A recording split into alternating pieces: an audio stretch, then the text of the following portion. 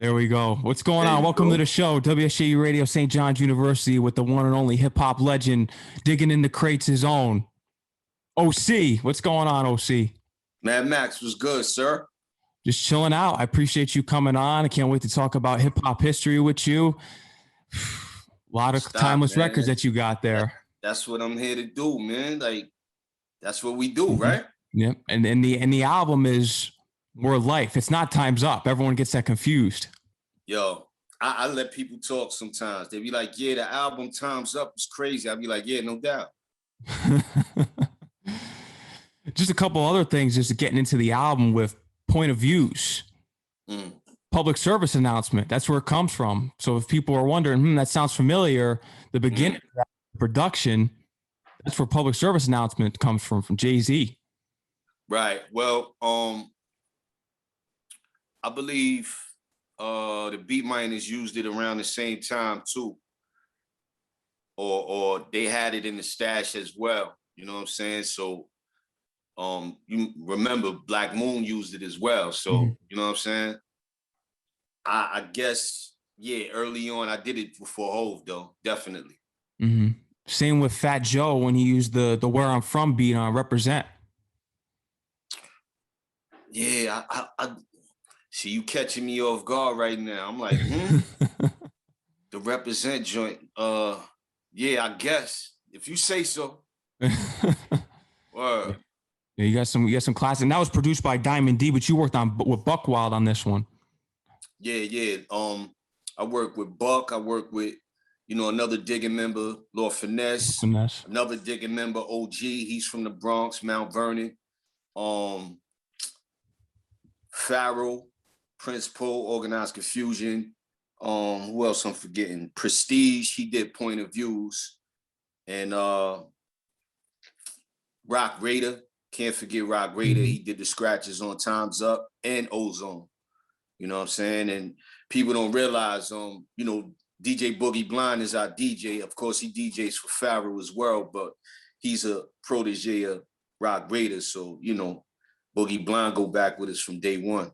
I want to get into the beginning of just growing up in Brooklyn and finding your way through the hip hop industry, in which you were introduced to it on your first record. Yeah.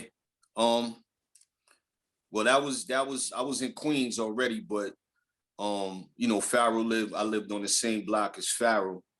You know what I'm saying? We lived across the street from each other. And I mean, I moved out then probably 82, 83-ish, something like that. And, that's where my history starts, as far as making music later on. But, I was introduced to music through the Park Jam from day one in Brooklyn, you know what I'm saying, in Bushwick. And that's where my roots come from, you know what I'm saying, with hip hop. Isn't it crazy how hip hop has changed so much? I know that you've said in interviews that let the young guys ride, but there's no more rap battles like there used to be. Yeah,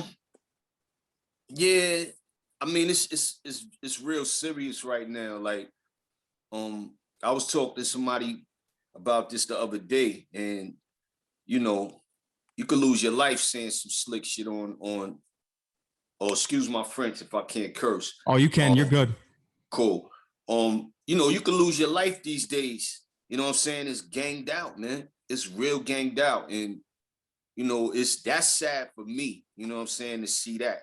Because, I'll be 50 in 3 weeks. You know what I'm saying? Like, I want to see, like, these cats is getting all this bread. Their lives has changed. They can take care of their families. And I'm just like, why y'all killing each other? You know what I'm saying? But like I said, it's a lot of politics. The gang thing goes back, a long time. Chi-Town, LA, stuff like that. And people don't even understand. So that's why I say I give them a little break, because it's deeply rooted. You know what I'm saying? And people don't understand that. On your song Time's Up, you saying it never been arrested. And you've been calling out the rappers and just saying that, since when do gangster rappers snitch on themselves? And if you look at it today, that's all these rappers do, is just talk about how they're shooting somebody, the guns they have, the things that they've done. Right. It's got to drive you even more crazy than it did back in the day, especially that the music isn't as good quality wise. Well, I mean, like I said, I just sit back and watch, man, like a seer. You know what I'm saying? Because it's like the music is still young. That's number one. People don't realize that either. You know, I'm older than hip hop on paper.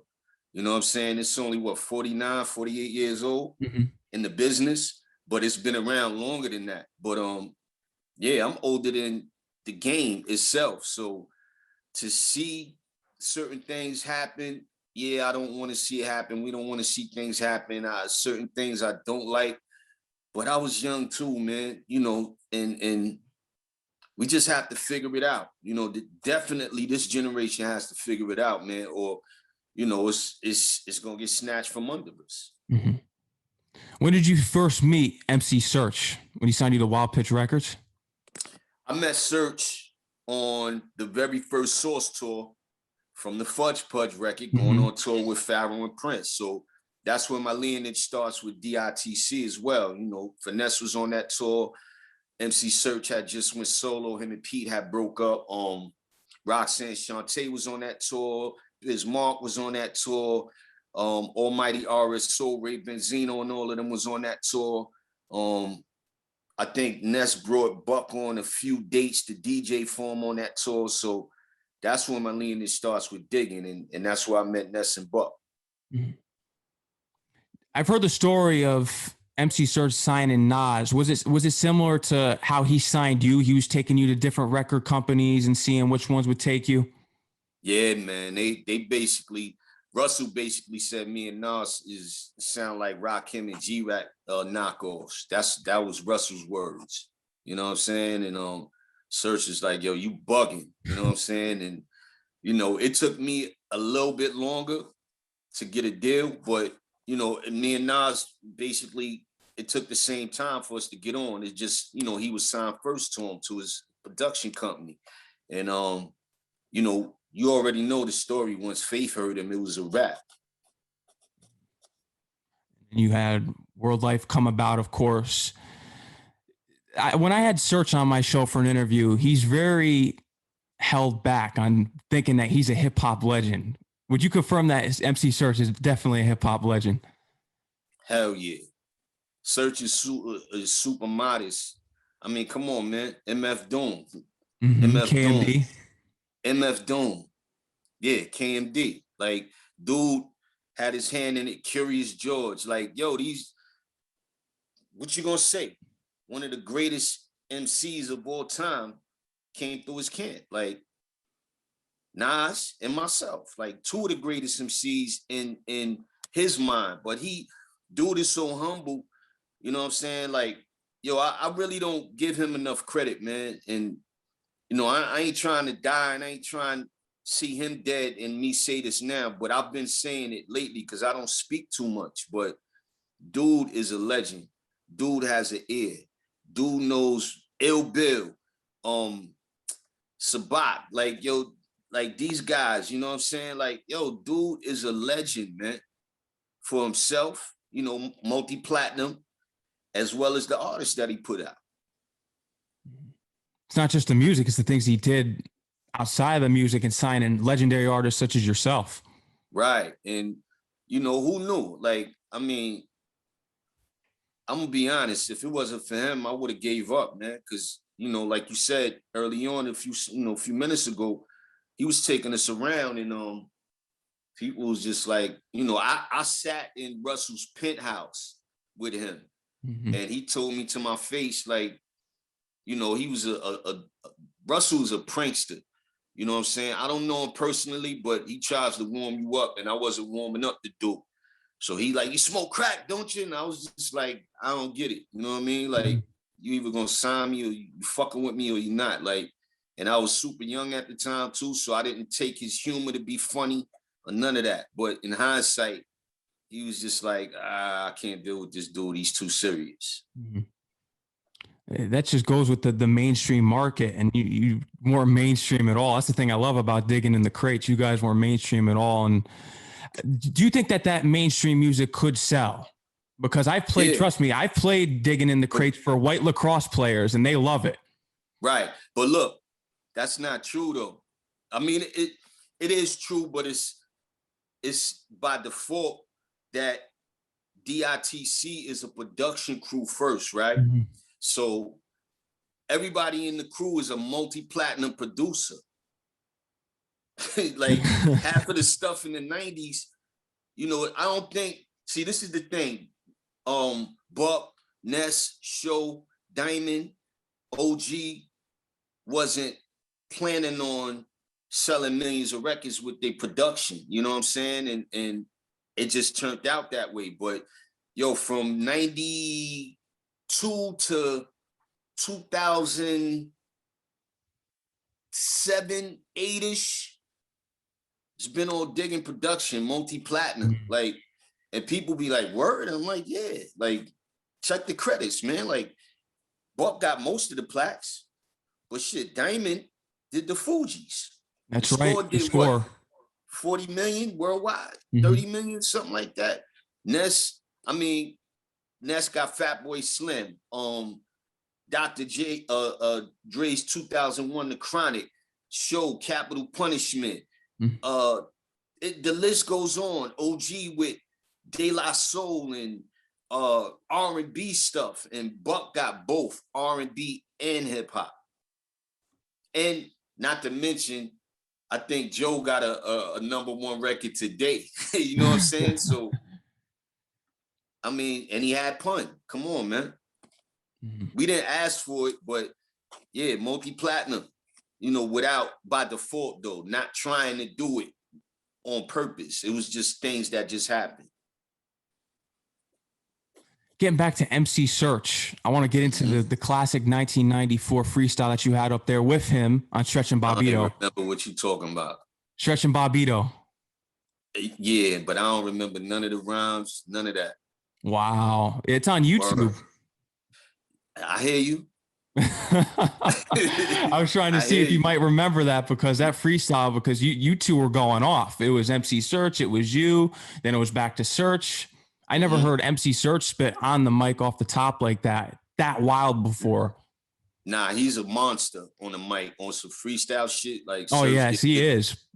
Yeah, nah. People sleep. Yo, you got to understand, this is a white boy that was in Latin Quarters, Rooftop, was from Far Rockaway, Queens, kicked some ass, took some ass whippings. Like, he was in Union Square. He was in places that not many white guys could go. You know what I'm saying? And he's a New Yorker. So he wasn't a Beastie Boyish, no disrespect to them. No.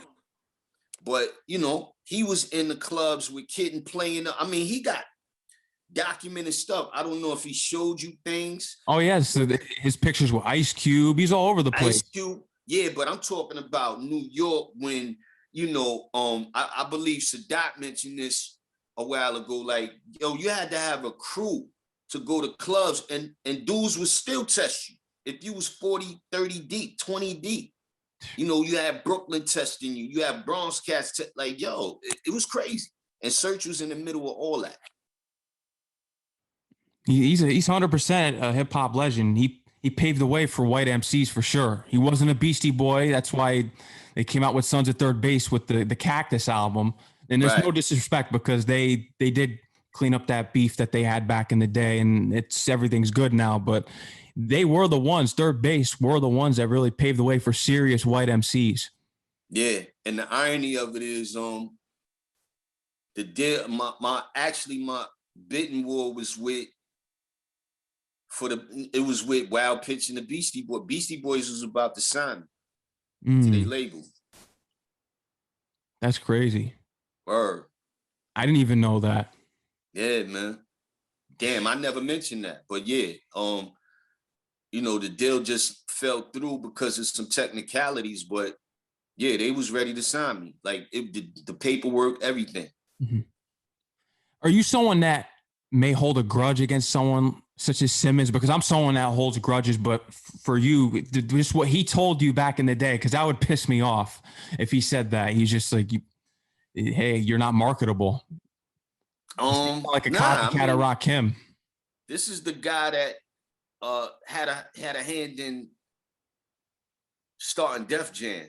You know what I'm saying? And you know, him and Rick Rubin. You know what I'm saying? And Rick Rubin don't get enough credit, but, you know, I was looking that way, like, you know, around that time, because I knew that this is the era I came up in. So Rick Rubin was the guy that actually, you know, with LL, you know what I'm saying? I don't believe it was Russell, you know what I'm saying? So to sit in front of Russell in a penthouse that Cher owned before him and, you know, think about the whole thing in my head, Def Jam, this, that, blah, blah, blah. It was just like, it was surreal, but then, you know, reality smacked me in my face when he said, yo, you know, basically, like you just said, y'all not marketable. Neither one of y'all. Like, y'all both sound like Kane and Rakim and G-Rap. And it was like, wow. Like, he didn't say that to my face, but he told that to Serch. And Serch was like, yo, you bugging the fuck out. Like, these dudes is the next thing. I'm telling you. I bet he was regretting that he didn't sign you guys. I don't know. I mean, I'm sure he regret he ain't signed Nas, but because look at Nas today, you know what I'm saying? He's still rocking, and I'm still rocking, but definitely lyricism at that time was a big deal. I definitely look forward to going over there. Come on, man. One of my idols was over there. LL, like the end all be all, like one of the end all be alls for me, like, you know what I'm saying? So it was just, and Slick Rick, you know what I'm saying? Like, so when it didn't happen, knowing that Serch was a Def Jam artist himself, and you know he was pitching us to people, I gotta say Clark Kent too, man. Clark Kent was going hard for me and Nas as well. And then years later with Jay-Z, with Reasonable Doubt, he did some production on that classic album.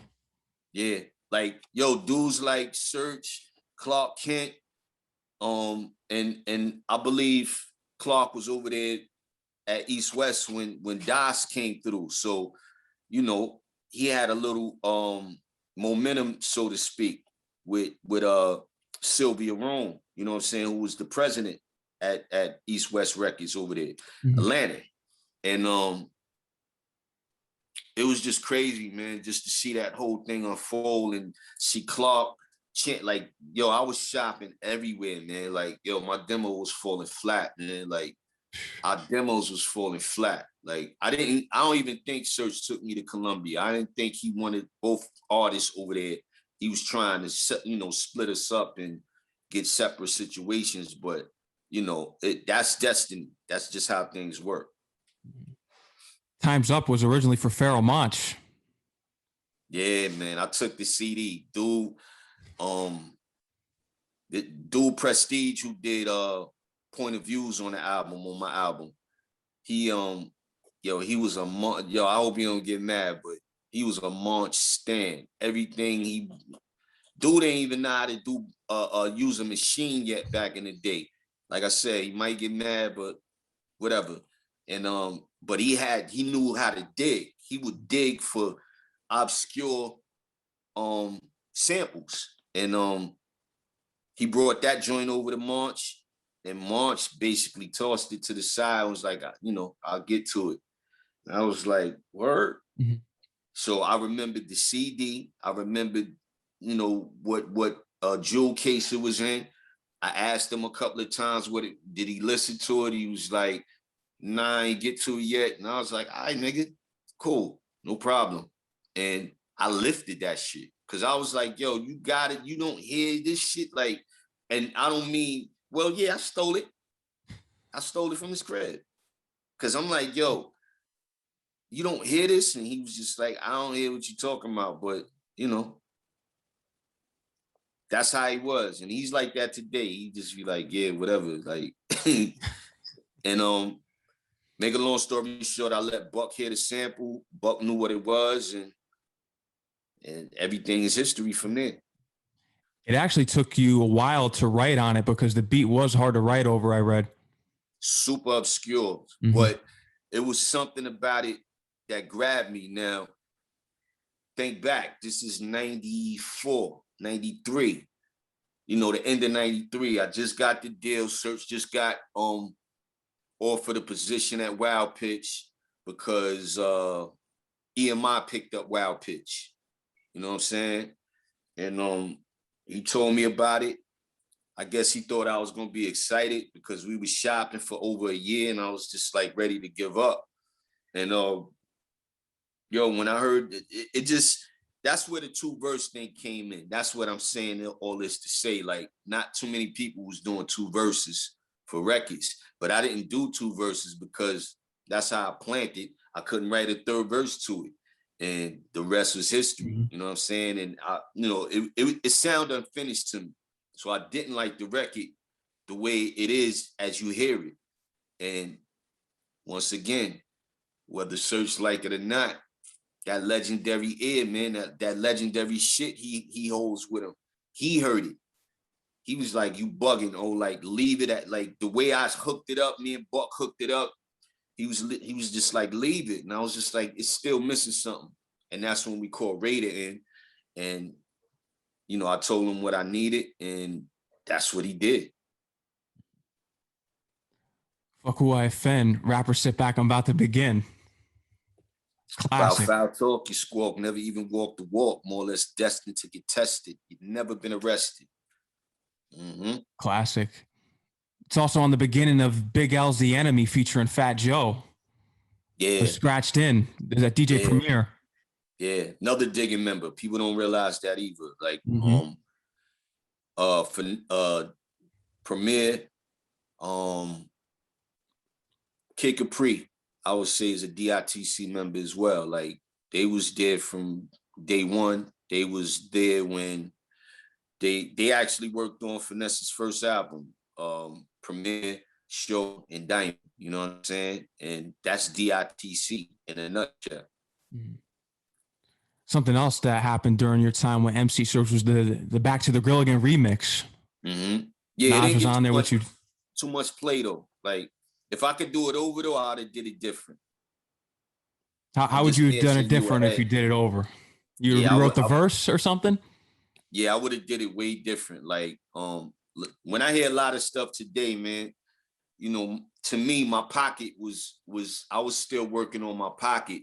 I was, in my mind, I was ready to be a professional, but for some people find they pocket early, or some people would take maybe 1 or 2 albums, or, it takes some time. And a lot of records I hear now, my pocket, out of pocketed records different, meaning I would have approached them different. I would have wrote them a little more, designed to the beats, you know what I'm saying? And that nature, you know what I'm saying? So that's what I mean by the pocket. That's another classic remix that you had during that time. I read online somewhere why Nas didn't appear on World Life, because he was supposed to. I don't know if it's true. He didn't show up to the studio recording. Was that what it was? The studio session? Yeah, man. Esco left me hanging. He left me and Buck hanging, and Serch. And I believe he was getting paid for it. Serch was taking care of that. And but he left Biggie hanging in his studio. He left that's why him and Jay had a beef. This is what people don't understand. This is where him and Jay beef started. Jay asked him to do a record. And so that's where the whole Takeover and Ether beef comes from. Well, yeah. It's a little more deeper than that, but yeah, basically. Yeah. Well, they were dissing the camps were dissing each other. Whoever Jay-Z was down with at the time, they were going to people with Nas, Yeah, but it didn't start that way. Like I said, dude was infamous for, leaving people hanging in the studio. Like, I believe he walked out on Big and was like, yo, I'll be right back. And, later on, kicking the door, you know what I'm saying? Like, and people don't realize that that's a Nas diss. Yeah, that's a Nas diss. And the same thing with Jay. That's why he took the record, the hook, from his record, Presidents to Represent Me, you know what I'm saying? But he asked him, if I'm not mistaken, to come in or be on a record with him. And, Nas with his cool fly shit was like, he just never showed up, I guess. I don't know the exact story. You have to ask Jay or Sauce or one of them. But, I was hanging with Jay around that time. So, yeah, this is where they shit really started to stink. I can't believe that Nas was too Hollywood. He was just, I'm out. Nah, in hindsight, if you think, well, How old are you? I am 22 as of last week. In hindsight, he was touted as being the second coming. This is titles in Source magazine, any publication you can name, the second coming. Like, dude had the city on his back. The United States of America, like everything that Rick had, Rakim when they came out, certain artists, LL, this is what Nas had. And, you know, it wasn't no Hollywood shit. I'm gonna explain something. And if you look at Nas today, and I don't want to just keep staying on the subject of him just for the sake of, but I'm gonna explain it because people always try to, you know, get us to go. It's not that, man. I don't think dude actually wanted to be famous. I just think he wanted to show people his skills like everybody else. It just happened that he was a lot more special than a lot of cats. And yo, he's like that today, man. He's real, like, you know, reserved and, you know, not too much in the spotlight till this day. You know what I'm saying? You see him out and about, but you don't know too much about Nas to this day. You know, so that's a lot, man. He was around your age at that time, probably younger than that, 18, 19, and that's a lot to carry, man. In hindsight, when you think back, imagine you hitting a lotto for 100 million. Mm-hmm. All your friends, all your family, you know, that was a lotto ticket for him, man. I don't think he mentioned it on the record. Like, yo, I didn't think I had a second album I was going back to. Like, you know, he said this when it was written. Like, I ain't think it was going this far. It did. It did. Mm-hmm. But you also went far with your second album, Jewelz. Yeah, man. That's my favorite album by you. War Games, Win the G, The Crow, Hypocrite, My World. Yeah, I mean, you got Changing Faces on there. Yeah. I went for Mary on that album. I went for Lauryn Hill, but they was superstars, you know, in their own right, not on no bullshit or no sucker shit, but they just cost too much. I couldn't afford them.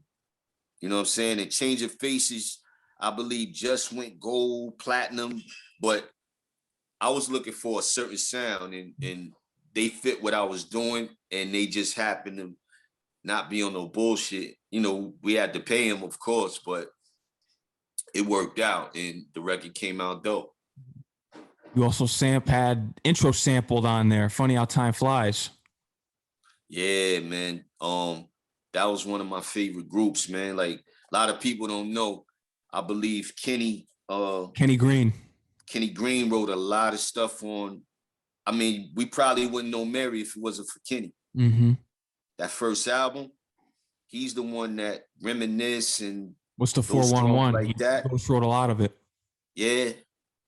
Well, no ghostwriting. He was actually credited, but you know, I say all that to say, like, when I listen to intro albums or intro records, you know, they took me somewhere else, and I understood when I used to listen to Mary's records back then.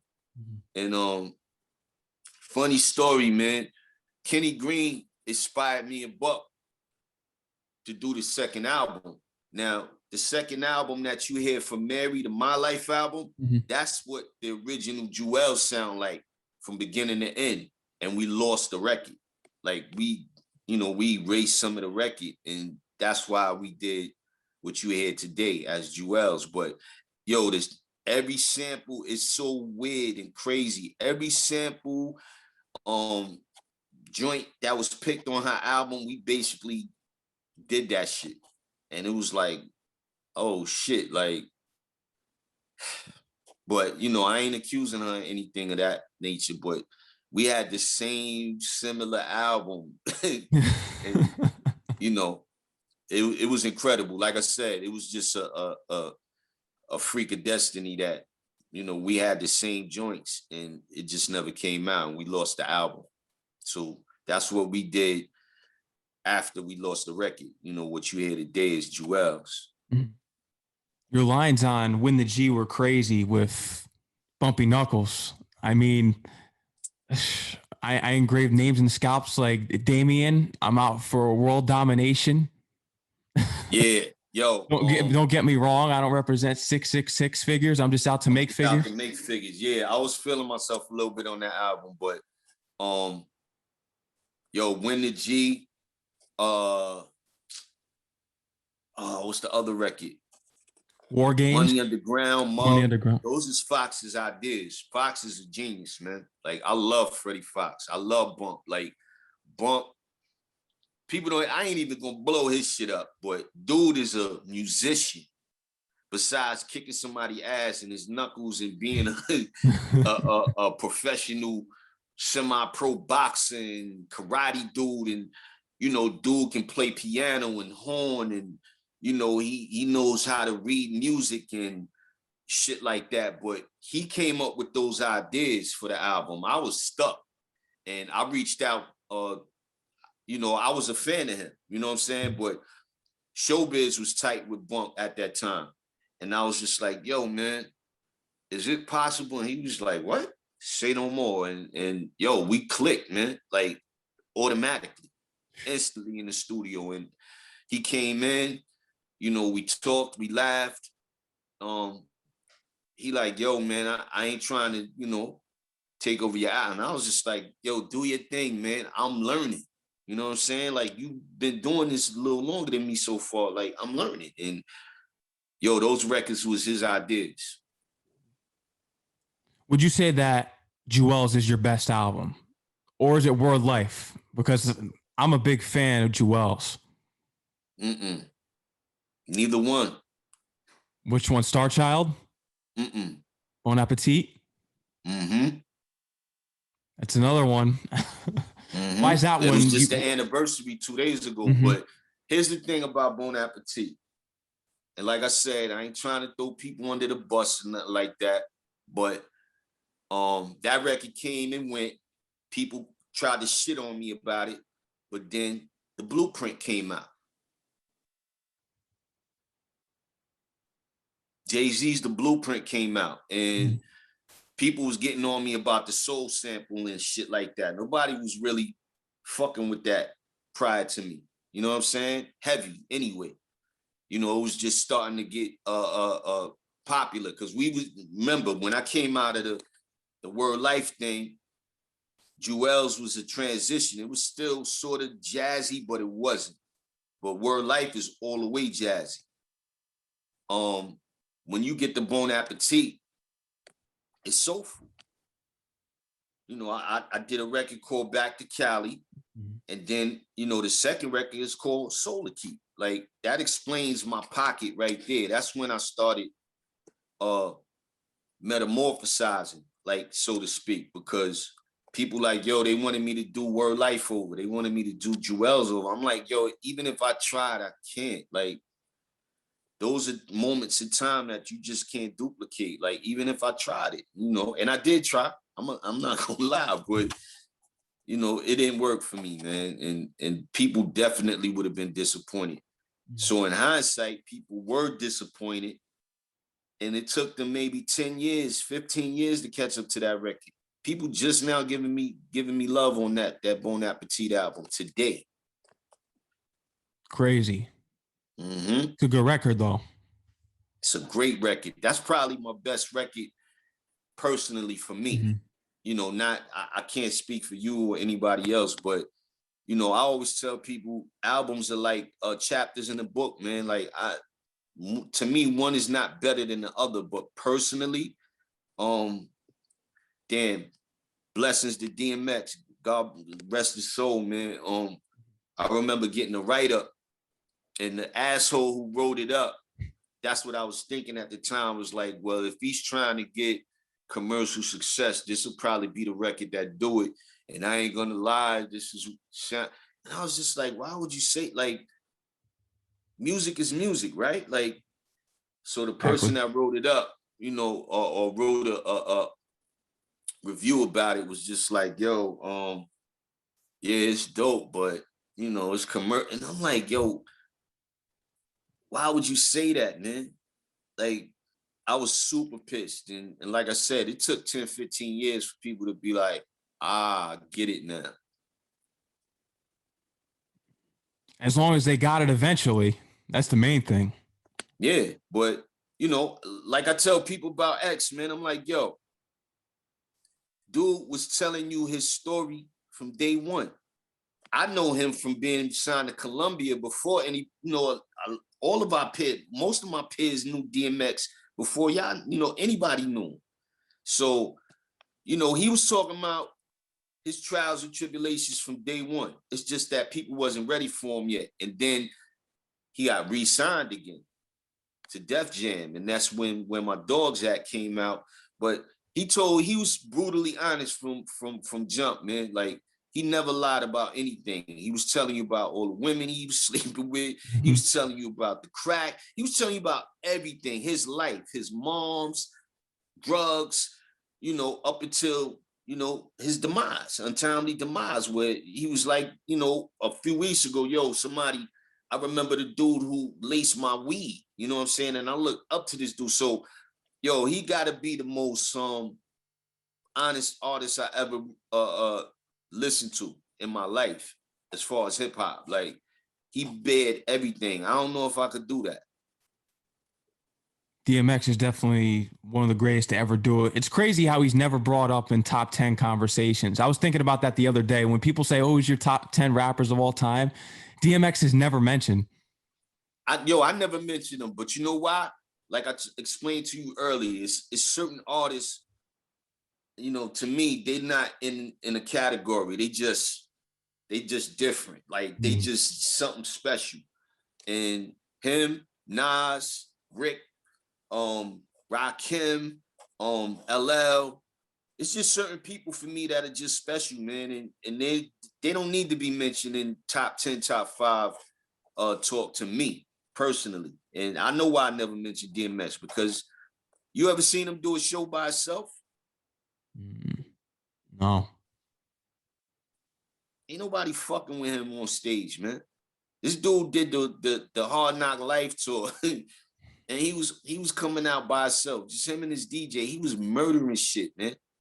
I believe him and Jay had to swap headlines even though that was a Rockefeller tour. And I might be wrong, but, dude is a headliner. You know what I'm saying? Like, crazy. He could have you ain't see the shit online where he rocked in front of a festival and everybody. All those people in front of him were going crazy. 100,000 people, man. Mm-hmm. And he's on stage by himself, and they drop waves of people. That shit, not everybody could do that. Nope. One of a kind. He's 100% one of a kind. I want to get back to OC. This is the OC show. What was your initial reaction when you heard the Time's Up instrumental in 8 Mile? In which Lil Tick won the battle against Eminem. Yeah, he froze in the movie, which is probably a true story, because dude, from what I understand, dude would be backstage the way they showed him. I don't know if in that exact way where he would, let go and then be ready, but dude would think about shit on his own with it, before he got on stage with an opponent. And so for him to do that over my music, I was definitely like, wow. And I was wild because I was like, damn, that shit played for a minute and a half in the movie. Like, in my mind, I'm like, the check is gonna be crazy. But in hindsight, I was like, damn, man, Eminem may have to use my shit. You know what I'm saying? And they contacted me a couple of years prior to that. They was contacting everybody about the movie. So I did know about the movie being in the mix, but I didn't know it was coming out. When it came out, everybody was calling me over the weekend. It came out over the weekend. It did 100 million in like a day and a half.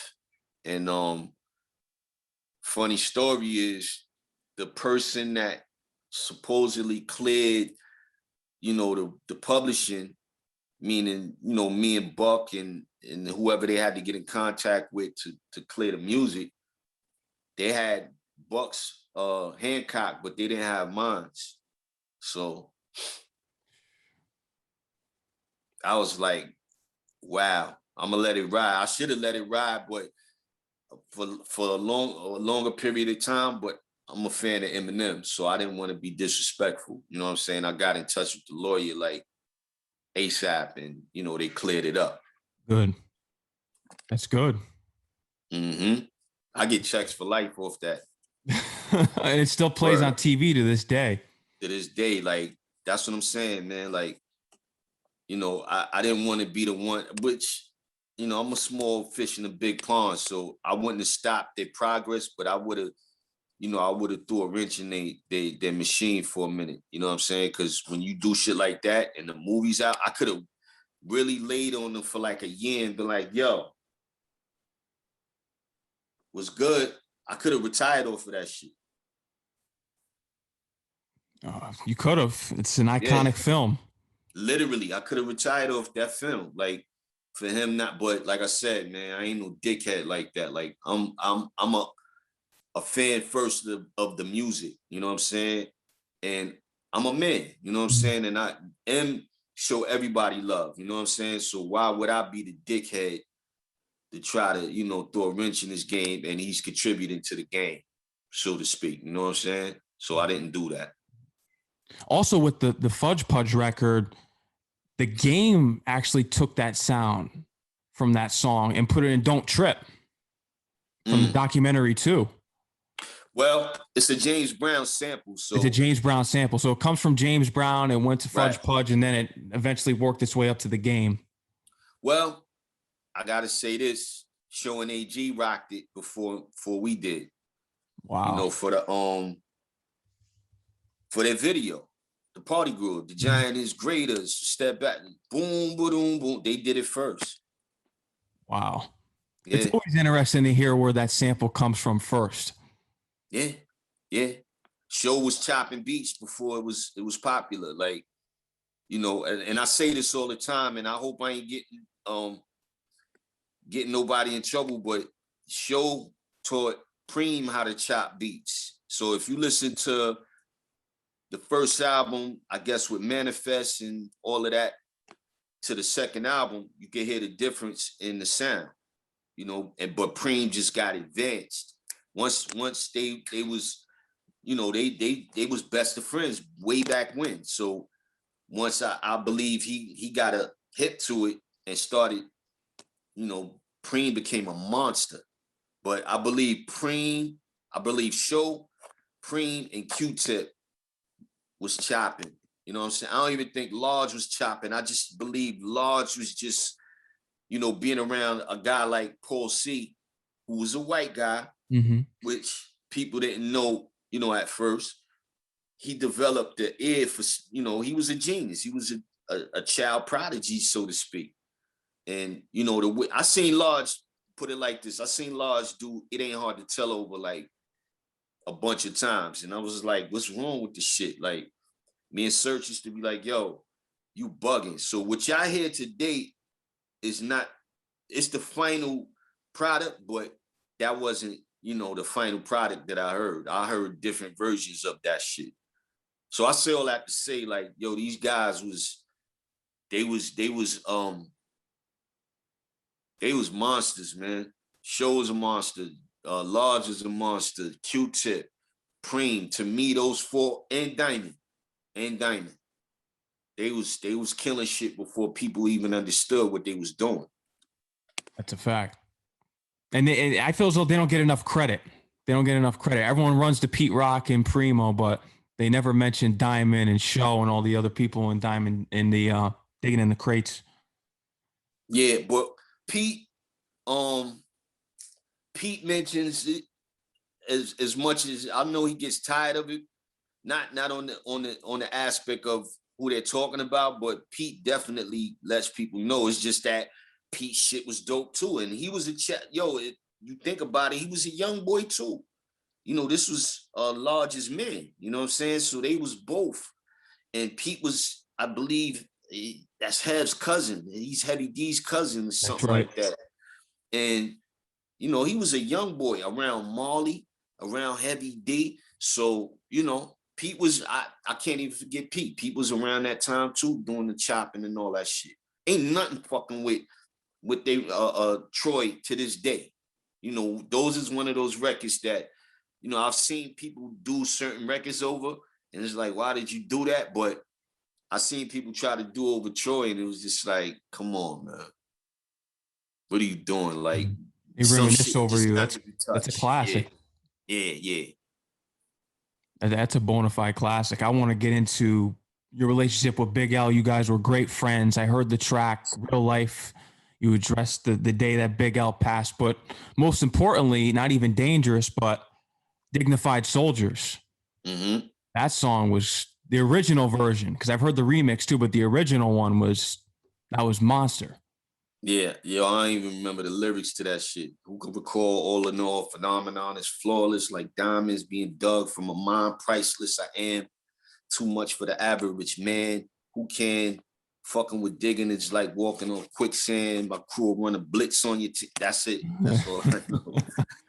That's the song, though. Do you remember the studio session when you, Finesse, and Big L were in there?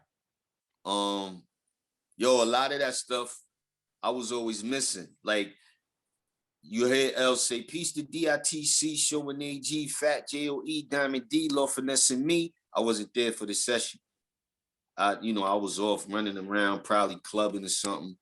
And Show like, yo, what the fuck you doing, man? I'm like, what you talking about? He like, nigga, you got to come in and lay your verse. And I'm like, all right. And I came in and heard the record. I'm like, damn, nigga ain't mentioned me. He like, well, if you was here, you know, that's how that session went. Like, sessions was weird, man. We used to go to clubs and come back to the studio and finish albums and singles and songs and stuff like that. So, you know, if you slow, you blow. You know what I'm saying? Mm-hmm. It's just crazy that song that you had with Real Life off of Same Moon, Same Sun. Mm-hmm. Crazy day. You were calling him and calling him and calling him. He wasn't picking up. And who would have known that would have happened? That would have been the outcome. Yeah, man. I had another idea for a record. Plus, Show had dropped off a bag to me and L to do an album, maybe months prior to that, few months prior to that, something like that.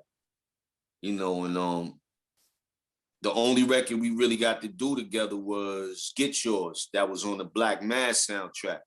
But we were supposed to be, you know, doing an album together, me, him, and Show, you know what I mean?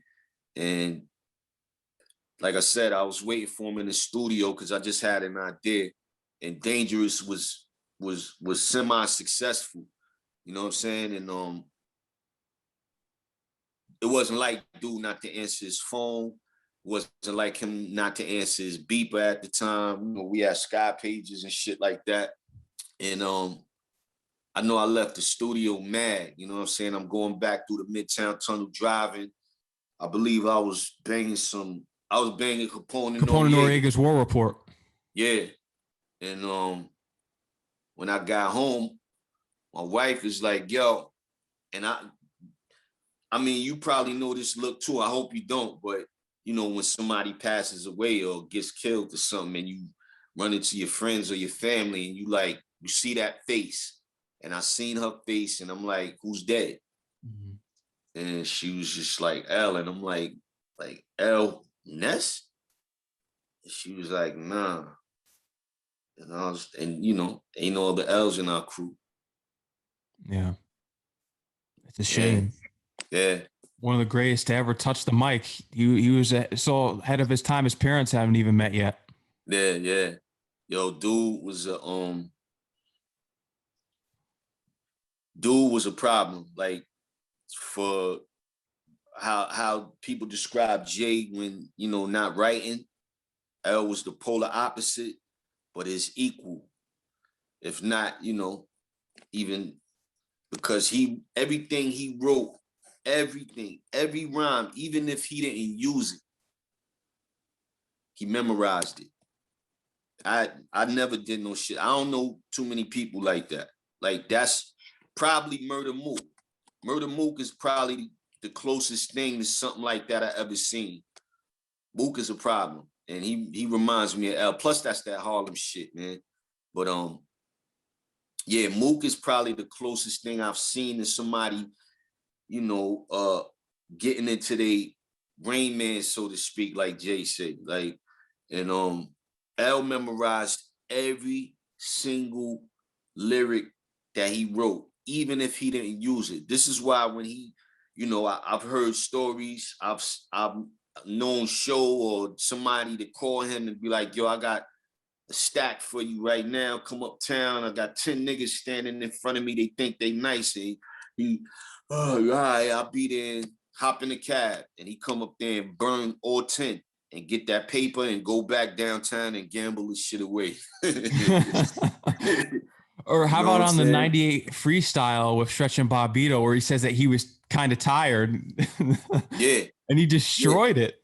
Yeah. That's the freestyle. Yo, that ain't no bullshit. He would do that. Like, yo, I'll be there in a minute. Like, oh, here we go. But I that bread sound good right now. I could probably go get me a mink with that shit. That's how he was. That was that Harlem fly shit. You know, dude was a genius, man.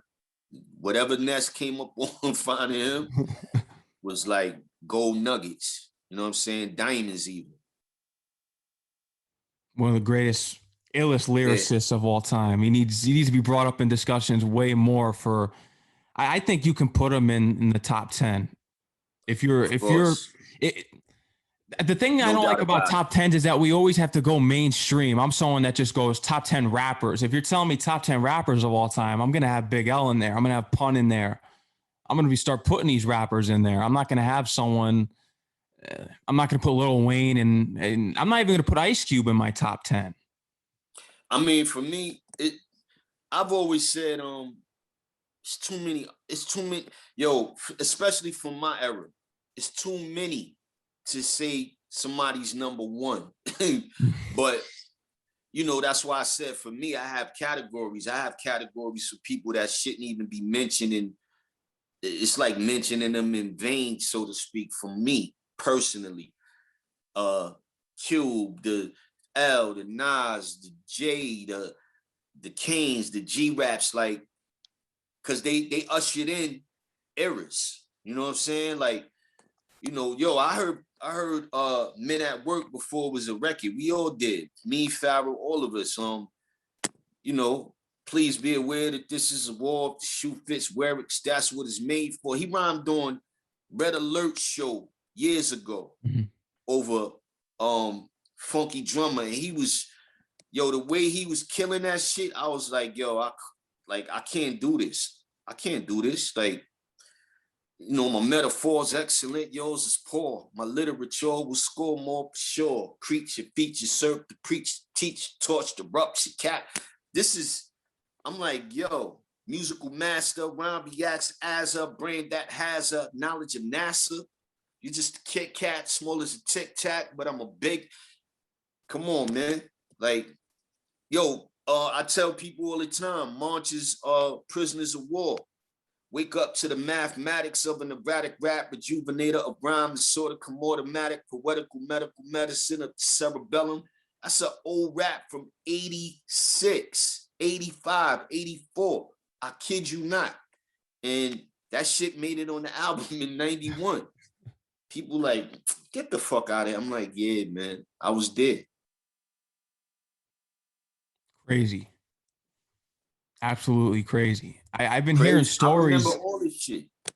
Oh, I know you do. I remember my own shit, but I remember because I'm a fan first. Like, you know, I'm a fan, man. So I remember shit. Like, I feel like Great Adventures is ain't no topping that album. It's perfect from beginning to end. And you know, Lick the Balls is where Treacher's style started. Excuse me. I'm trying to earn a man, but that's OPP. And Tretch is my man. And Tretch will probably say it too. Like, but these guys are, you know, the Ricks, the G's, the Kanes, the Rakims, like they ushered in styles, man. Like Monch, you know, people like, yo, Black Thought is super. I'm like, yo, I'm not surprised at what he do because dude been rhyming to a band before we knew about them. Besides rhyming the turntables, like, yo, that's not easy to do, man. That takes a certain coof. Like, it's just not normal shit, but it's normal for me to see him do that. What he did on Flex ain't shit. Like, I've seen him do triple times that work on stage. Like, I froze up one time in San Francisco years ago. My record just came out, Time's Up, and they called me on stage, and I from the crowd being so big, I froze up, and he finished Time's Up. I don't know if Thought even remember this shit, but dude know every song that ever came out. That's what I'm saying. Dudes like Thought, L, and them was special, man. I consider myself in a certain vein, but you know, yo, it's too many people to say it's one guy. So you have to break down categories, man. You know what I'm saying? When it comes to hip hop. Mm-hmm. I agree. And going back to the Great Adventures of Slick Rick, I think The Ruler's Back. That's the song for me. As soon as you hear the horns with the trumpets and all that. Come on, man. Oh man, yo, that album for me changed my life. Like, people like, yo, so you ain't follow Rakim? Yeah, I follow Rakim, of course. He fathered in a style that we use to this day.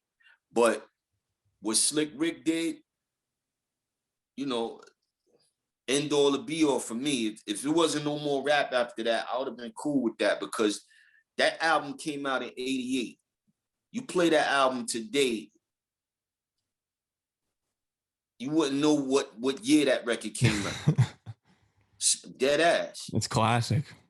You know, how he start the album off with the Indian, damn. What's the first song? What was it? Was it Indian Girl? Was that the one? No, no, it's not the Moment I Feared. Let me see. No. Let me double check this. I'm going to my library right here. Very first song. I should know this. It's before The Ruler's Back. I'm gonna get. Oh, Treat Her Like a Prostitute. Treat Her Like a Prostitute. That's a freestyle, like he did live before he did this album. Like, yo, that's like 3 years prior. Him and Doug and whoever came up with the routine, and you know, these is timeless records, man. And then he did The Moment I Feared, and I was just like, oh shit, like, who the fuck is this dude? You know, he's talking and, you know, he's doing his Sybil shit. I'm like, you know, you ever seen the movie Sybil with with Sally Fields? Like, no, I haven't seen that. 20 different personalities. Rick mastered that shit. Or like Eddie Murphy with the barbershop scene in Coming to America. Right. He did that. Yeah. Way back when. You know what I'm saying? That's not the have till you start to ride her. Take off your rubber and this woman. Like, yo, dude is a genius. Like, it's so many geniuses, man. Redman, Tretch, Lords of the Underground, Double X Posse. Yo, it's too many MCs to say, you know, once everybody had their own style as well. How about Guru? He's another one. Guru. Yo, the voice. See, that's what I'm saying. Categories. Voices. Voices. Now, let's talk voices in hip hop. We could argue all day about that. Who got the illest voices in hip hop and shit like that. Like, it's just too many categories to name. So you have to break them down into different spaces. This is what makes this guy great. This is what makes this guy great. This is what makes OC do what he do. This is what make Nasir do what he do. This is what make J. Rule. J. Rule got one of the illest voices in hip hop. Yo, wanna front what? Like, come on, man. Like, who starts a record off like that? Yeah, that's crazy. Yeah.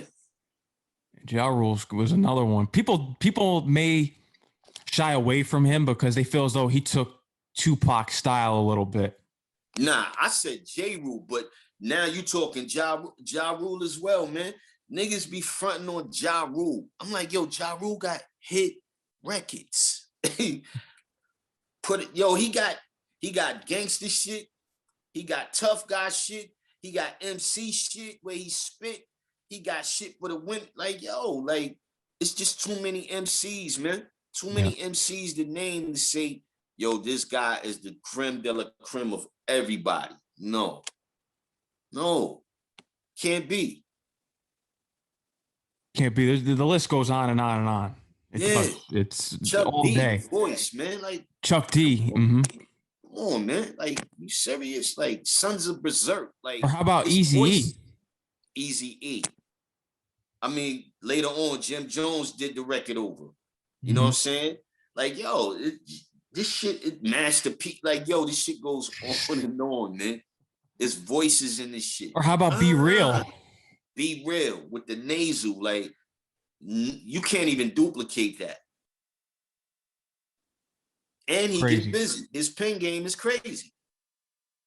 When you get past the nasal, like, Be Real is like, yo, dude, I did his show a couple of years ago in Cali, and you know, we all peers, and yo, he was naming shit of mine that I was like, you know, wow, like, I didn't know, but I forgot. Besides them selling records, these dudes is hip hop heads, man. This is where me boxing myself in and not mingling and shit over the years kind of fucked me up, because he was, you know, he was like, what? Like, he's naming shit, and I'm like, yo, man, you reading this shit? He like, come on, like, come on, man. Don't play me like that. So at the end, after we did I didn't do the smoke box because I couldn't sit in the car with him while he smoked. I still got high on the platform sitting next to him. But I said, yo, can you sign? We was in his warehouse, and I was like, yo, can you sign this Temple of Boom? And he was like, eh? I was like, yeah. And he was just like, you serious? I'm like, I'm dead ass. And when I'm running this Sin and I'm running the mugs, I'm gonna ask them to sign this shit too. And he was like, and we laughed so hard, and he signed it. But I was like, shit, I'm a fan, man. I love this shit. I listened before I did it. Exactly right. You had to learn from the greats that came before you. Exactly, man. Exactly. I don't know where this new generation's learning from, because doesn't sound like the people that came before them. Well, like I said, man, or if I didn't say it, it's a bit, yo, this shit turned into a machine. You know, it's a business. So, you got pimps and hoes, right? In the real world. Same thing in Hollywood. And people like music business, Hollywood. I'm like, nah, it's Hollywood, man. Like, Hollywood run everything, the music business even. So you got pimps and hoes in the music business, and this is just what it is. And shit, they said this shit wouldn't last. It's probably the biggest form of music ever. You got to be impressed with artists such as Dave East and Conway. I'm impressed with the Ethos. I'm impressed with the Conways, the Bennies, the Ransom. Well, Ransom I consider from my era, but Ransom is doing this thing now. Like, you know what I'm saying? I'm proud of that shit. The Saigons, the list goes on, man. I don't want to even start naming because I'm forgetting people, but you know, or from even your own camp, David Bars. Bars, you know what I'm saying? Bars is super cocky, and he got a reason to be. You understand? Like, it's warranted. People don't know he was a kid around dudes for years. You know what I'm saying? Even before I knew B.I. took a super interest in him that way. Well, I did see it because I seen him around more. But you know, Bars is cocky, pretty. You know, he's in shape.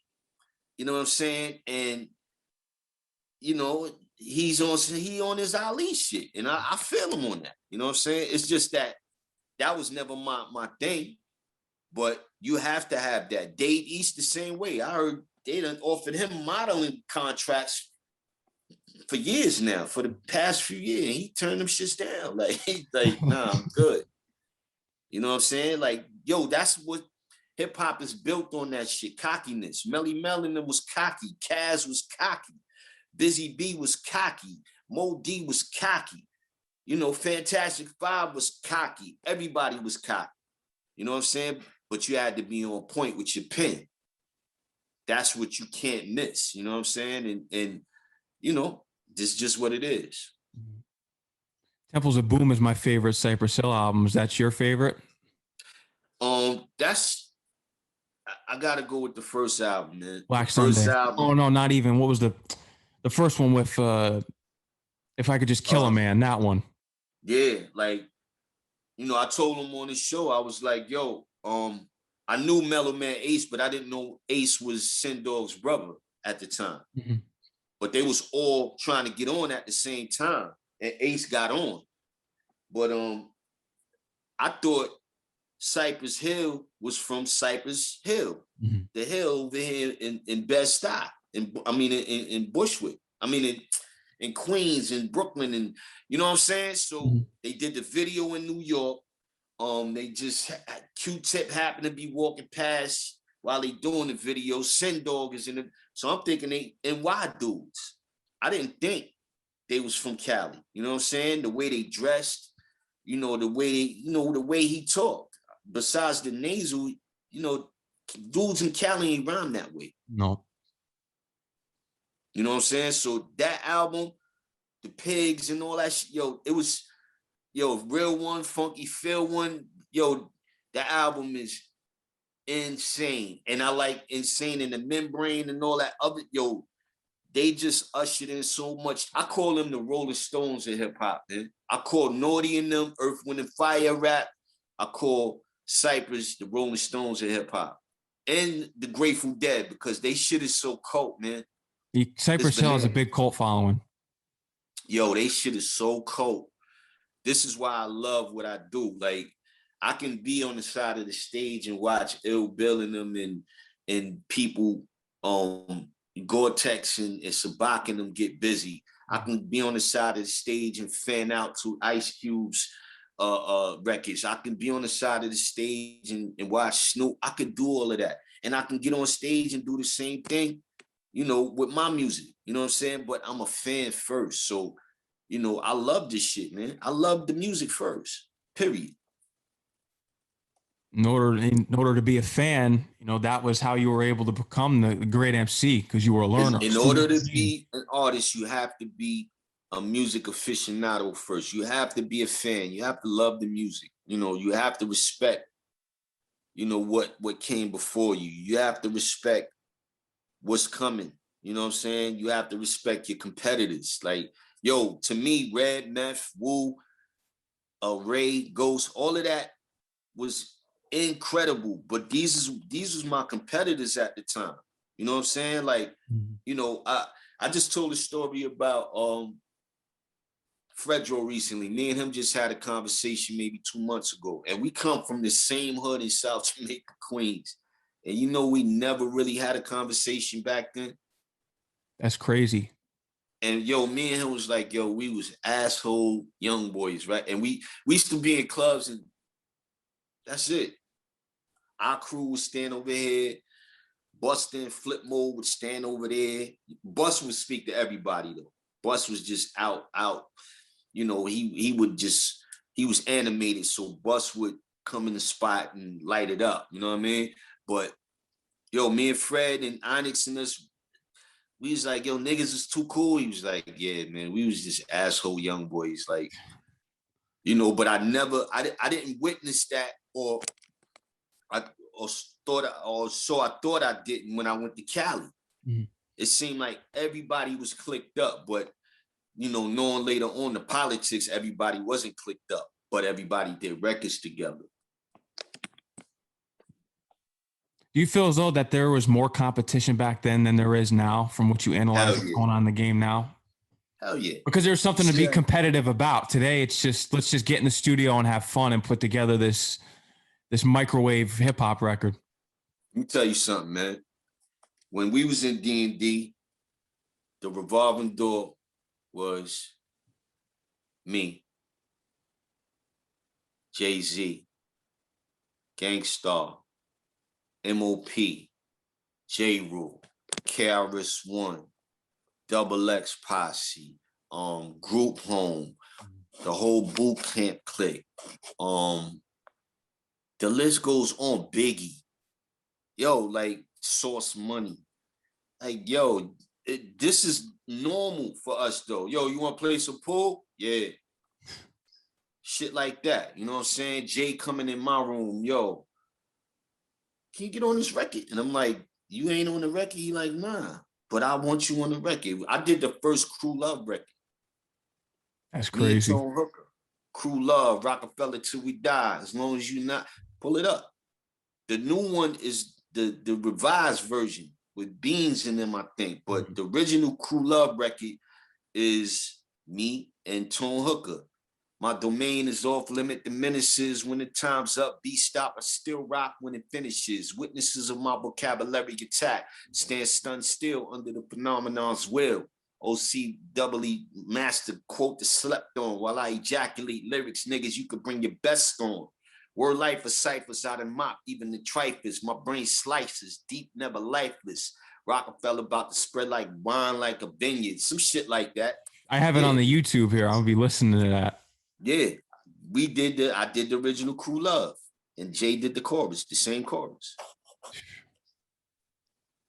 That's hip hop history right there. Yeah.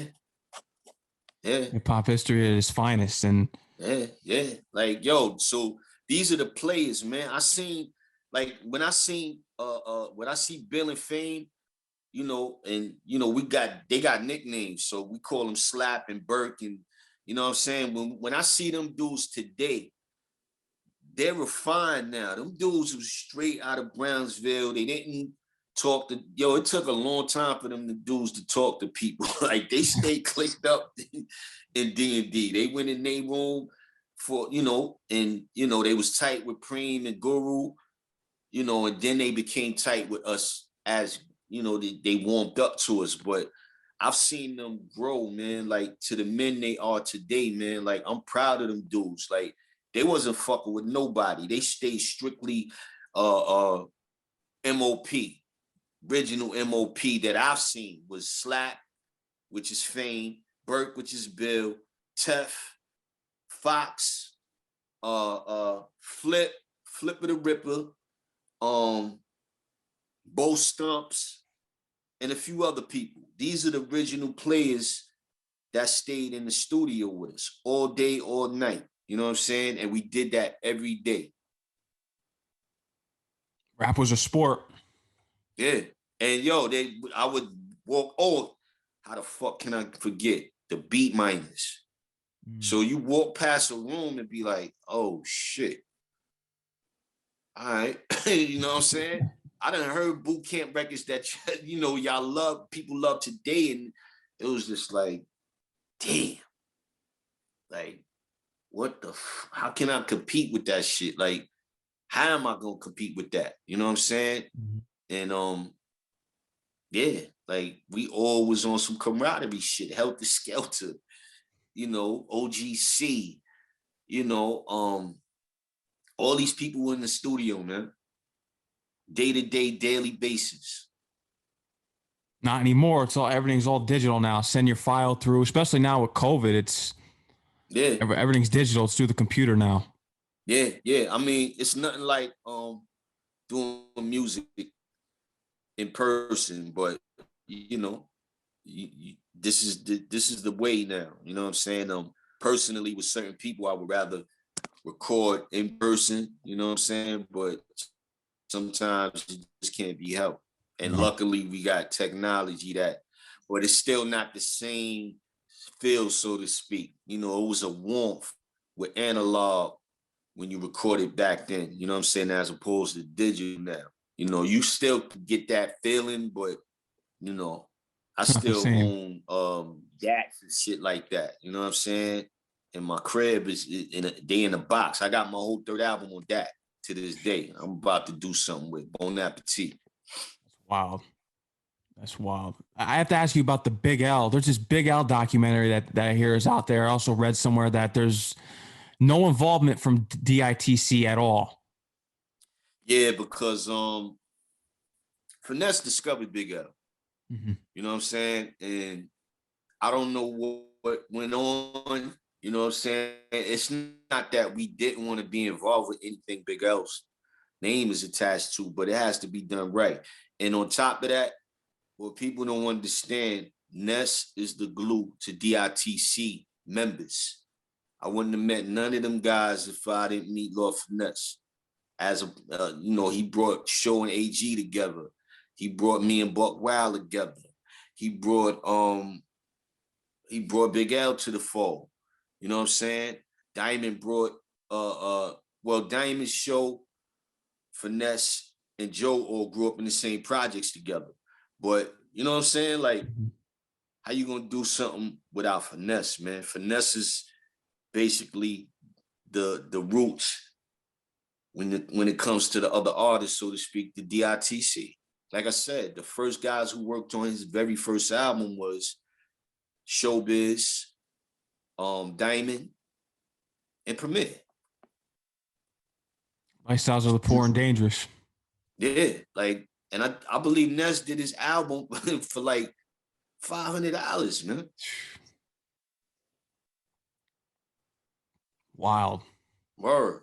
I got the biggest deal on Wild Pitch because EMI came into the gate. So I got a real deal when I went over there.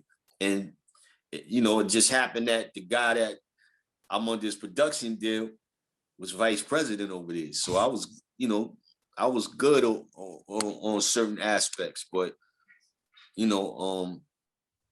man, Finesse is the glue to digging, being when you talk about the MCs, you know what I'm saying? He brought Sean A together, like I said.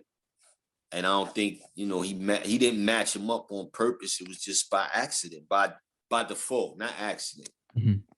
Destined. It was just by fate, man. And destiny that he hooked them up together. And then they started working with each other. And, same thing with me and Buck. Like, I met Buck when he was DJing on the road with Ness for the Source Tour, the very first Source Tour at that. So we made history with that. And, if it wasn't for Ness, I wouldn't have met Buck or any other of the digging members. You know what I'm saying? So, yeah, this is why, nobody was attached to that. And did I feel bad about it?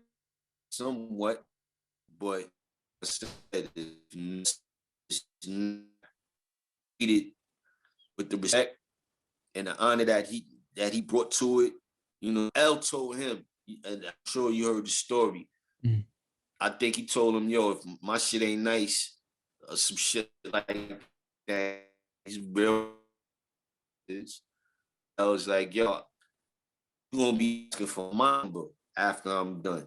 And Ness was like, oh, really? And yeah, Ness was asking for his number. Crazy. Yeah, so you got to involve Ness when you talk about Big L all the way.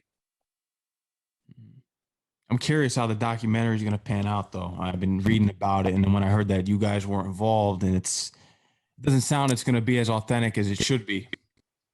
I mean, I don't know where they're going to start at. Like, I seen it.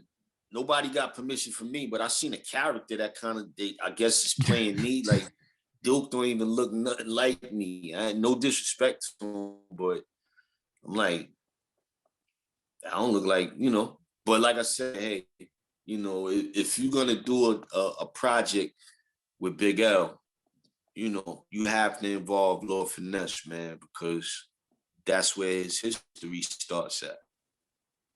100%. Are you working on a new album, OC? Me and Apathy is back in the lab doing Part 2. I got some other things I'm working on, but at this point, I don't believe I'm probably do one more solo album, and that's probably it for me, man. I mean, I'll still, do verses and probably carry on as far as we can go with the Perestroika thing, because it picked up for some reason over the past few years. But I have 14 albums, man. I don't need to make no more albums. You know what I'm saying? Like, I mean, unless I want to. And at this point, I wanted to do an album this past year, but I just ain't want to talk about COVID, man. Like, it's obvious. You rap what goes on in your life. We already know that. Strictly what goes on. You rap about what strictly goes on in your life and what you experience. And everyone knows what the deal is with COVID. Yeah, and that's part true. But a lot of stuff that I talk about is just everyday life. Like, you know, me and you talking right now, having a conversation, you might hear something to that effect in a record one day and be like, oh shit, that's something me and him discussed. Like, I talk about everything around me, what me and you discuss, you know, and that's not in confidence, you know what I'm saying? But, you know, you might say something or you said something throughout this conversation so far that I was just like, and I'm learning from you. You know, you 22 years old, man. Like, this is where the disconnect is at. People feel like, or the youngins might feel like, yo, I ain't gotta listen to you. Like, but I don't feel that way. I'm like, yo, man, I'm a student. Like, until I'm from the womb to the tomb, I'm a student. When it comes to music, when it comes to life in general, I'm a student. So, you know, I learn from y'all. I learn from the young boys, man. I'm supposed to. How I'm gonna know what y'all think and feel and not understand if I don't listen to y'all. You understand? Like, I have to pay attention to what's going on and ask questions. If I don't, then I'm gonna judge you. And I don't judge people, man. That's not my thing. Well, if there's anything you've learned from me tonight, it's probably that I'm not a big fan of the new rap that's out here. You know, I enjoy some of it, but it gets old. And when I was in high school, Migos wasn't my forte. Right. What I was listening to. I was listening to Jewelz. I was listening to the Cactus album, the Big Picture. I was listening to that in the back of my school bus. I wasn't listening to Migos' Culture, please. Well, my thing is, when we was coming up, you know, and see, that sound like some old nigga shit. But when we was making music early on, everything was concept. We took a concept and built on it. Some did it better than others, and some did it just so amazing. Like I said, we talked about the great adventures of Slick Rick. You know, if you look at the album covers made me want to pick up people's music. I probably never heard some people's music in my life, but if I looked at an album cover, it made me want to pick people's music up. And I believe J. Rue picked up Word Life because of the album cover. That's what he told me. You know what I'm saying? So it was like, damn, like, you never, I understand what he's talking about. He like, yo, like, remember when we was kids, you know, it was exciting album covers, you know, growing up. In the 70s, they was smoking weed on mushrooms, LSD, all kinds of shit. So the album covers was bananas. You know, you could look at them shits and probably get high your damn self and not even touch a drug. But, you know, looking at album covers back in the day made me put the needle on the record, even as a child. You know what I'm saying? And that goes for rock, folk music. I mean, shit. Not to give up the goods, but, you know, like I said, Troy is a great record, man. But if you know the samples, so you'd be like, oh shit. The ooh and all of that, like, that's folk music. It is. Yeah. No, it's really a folk group. Like, you know what I'm saying? Like, if I showed you the album, it's no secret now. You dig up the sample and be like, oh shit. It's a bunch of white boys on the cover and it's folk rock. And if the way Pete manipulated it, you know, let's take Pete Rock and CL Smooth out the equation and somebody else dug that sample up. They wouldn't have did what he did to it. Nope. Because he had the Pete Rock touch on it. That's why. Yeah, he was just, you know, he was musically inclined. And another thing I believe, I know for a fact that my peers don't get credit for is Finesse, Buck, Diamond, Show, Capri, Premier, the list goes on, man. Didn't get lessons on learning how to use the sample machines, the 12, the 1200, the 9, the 950s. Large, none of them. They didn't get no manual with that shit. They ain't go to no school. They ain't go to Divide and all that shit. They learned the shit on their own. They learned how to use this shit. That's genius within itself, man. You sit in front of a machine and be like, and learn how to time stretch and manipulate the pads and manipulate stretching a sample and stuff like that. They didn't have enough sample time, but they learned how to manipulate it, truncate and, truncate, which means chopping. Like, yo, these dudes is geniuses, man. They don't get enough credit for that. Nope. And nowadays, producers, all they do is load up the app that they have on their computer, whatever it is, Logic or FL Studio, and they just put the drum loop on or whatever that they got on there, and there's the record. Yeah, like no effort. It takes like 2 seconds.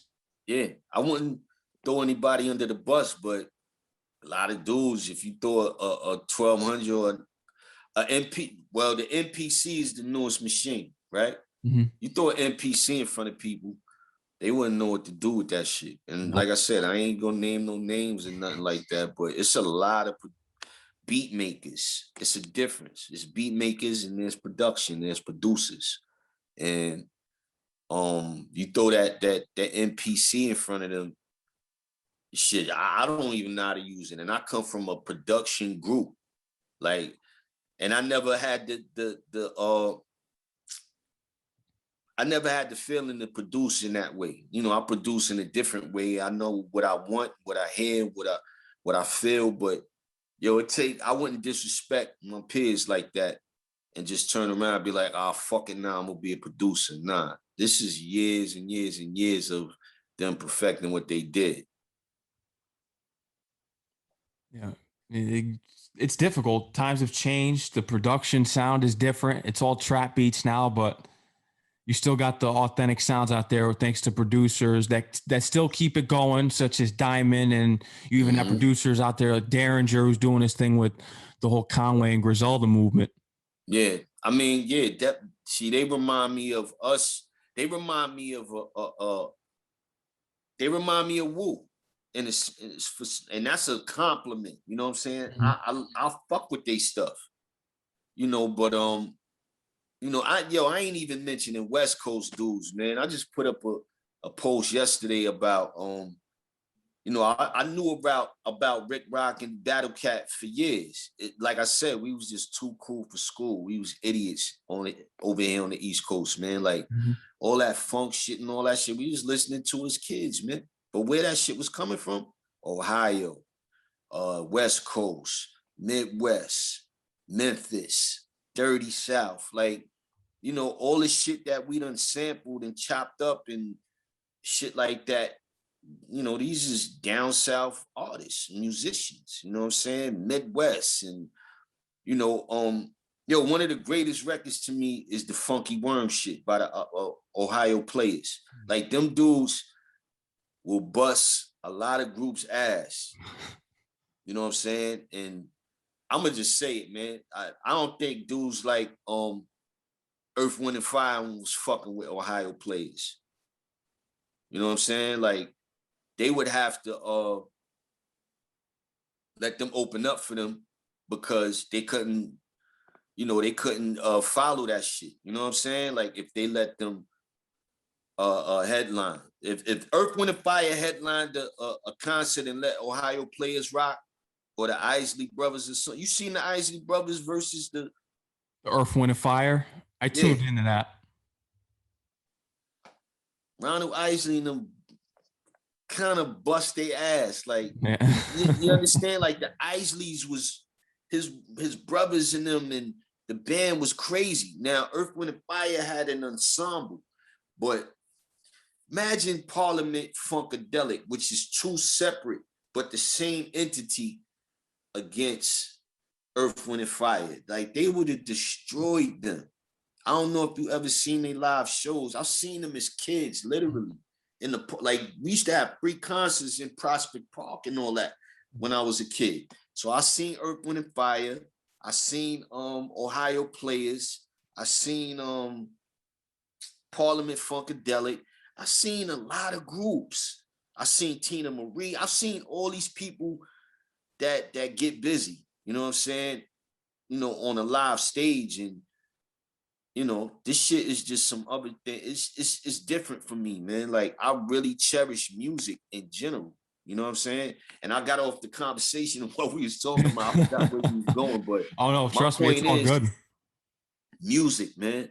I was there for certain. My mom's, like I said, took us to Prospect Park. They would throw free concerts sometimes. A lot, actually, around the country. And I seen Shaka Khan and Rufus and Shaka Khan when I was a kid, man. Come on, man. Legendary. Like, legendary shit. I performed on the same festival with her years later in Denmark, in Copenhagen. Me and Finesse was out there. How was that? What I'm saying? Yo, to watch Shaka Khan, and I crush on her to this day, it was just like, wow, her big old ass. Word. That's legendary. That's a legendary story.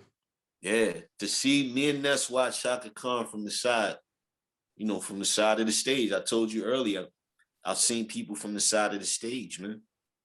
And you know, I'm a fan. I'm a fan of music. So, you know, I've seen Shaka Khan. I've seen Ohio Players as a kid, camped out on the grass, watching them perform at night. You know what I'm saying? Like, you know, I've seen Sly and the Family Stone. I've seen a lot of people. Incredible. That's insane. You would never think a hip hop legend such as yourself would be a fan. You would never think that, which is crazy. Just a fan like that. Because usually if you think of a hip hop legend, they'll say, "Oh, who do you think is the best?" They'll say me, and and you're observing from the sideline. You're an actual fan. Nah, it's a lot of us out here. Like, you know, yo, I did an album on Hyro Emporium years ago, you know, with hieroglyphics. And you know, these dudes took me on tour with them and everything, but I remember coming back to their compound. Yeah, Hyro owns a compound in Oakland. Like, they got a building and acres and land and things of that nature. They did well with their business, but I did a famous spot called the Fillmore out there. But I'm walking around in their compound, and I'm like, damn, dude, old dude look familiar. You know, he got the wild, different color hair and all that shit.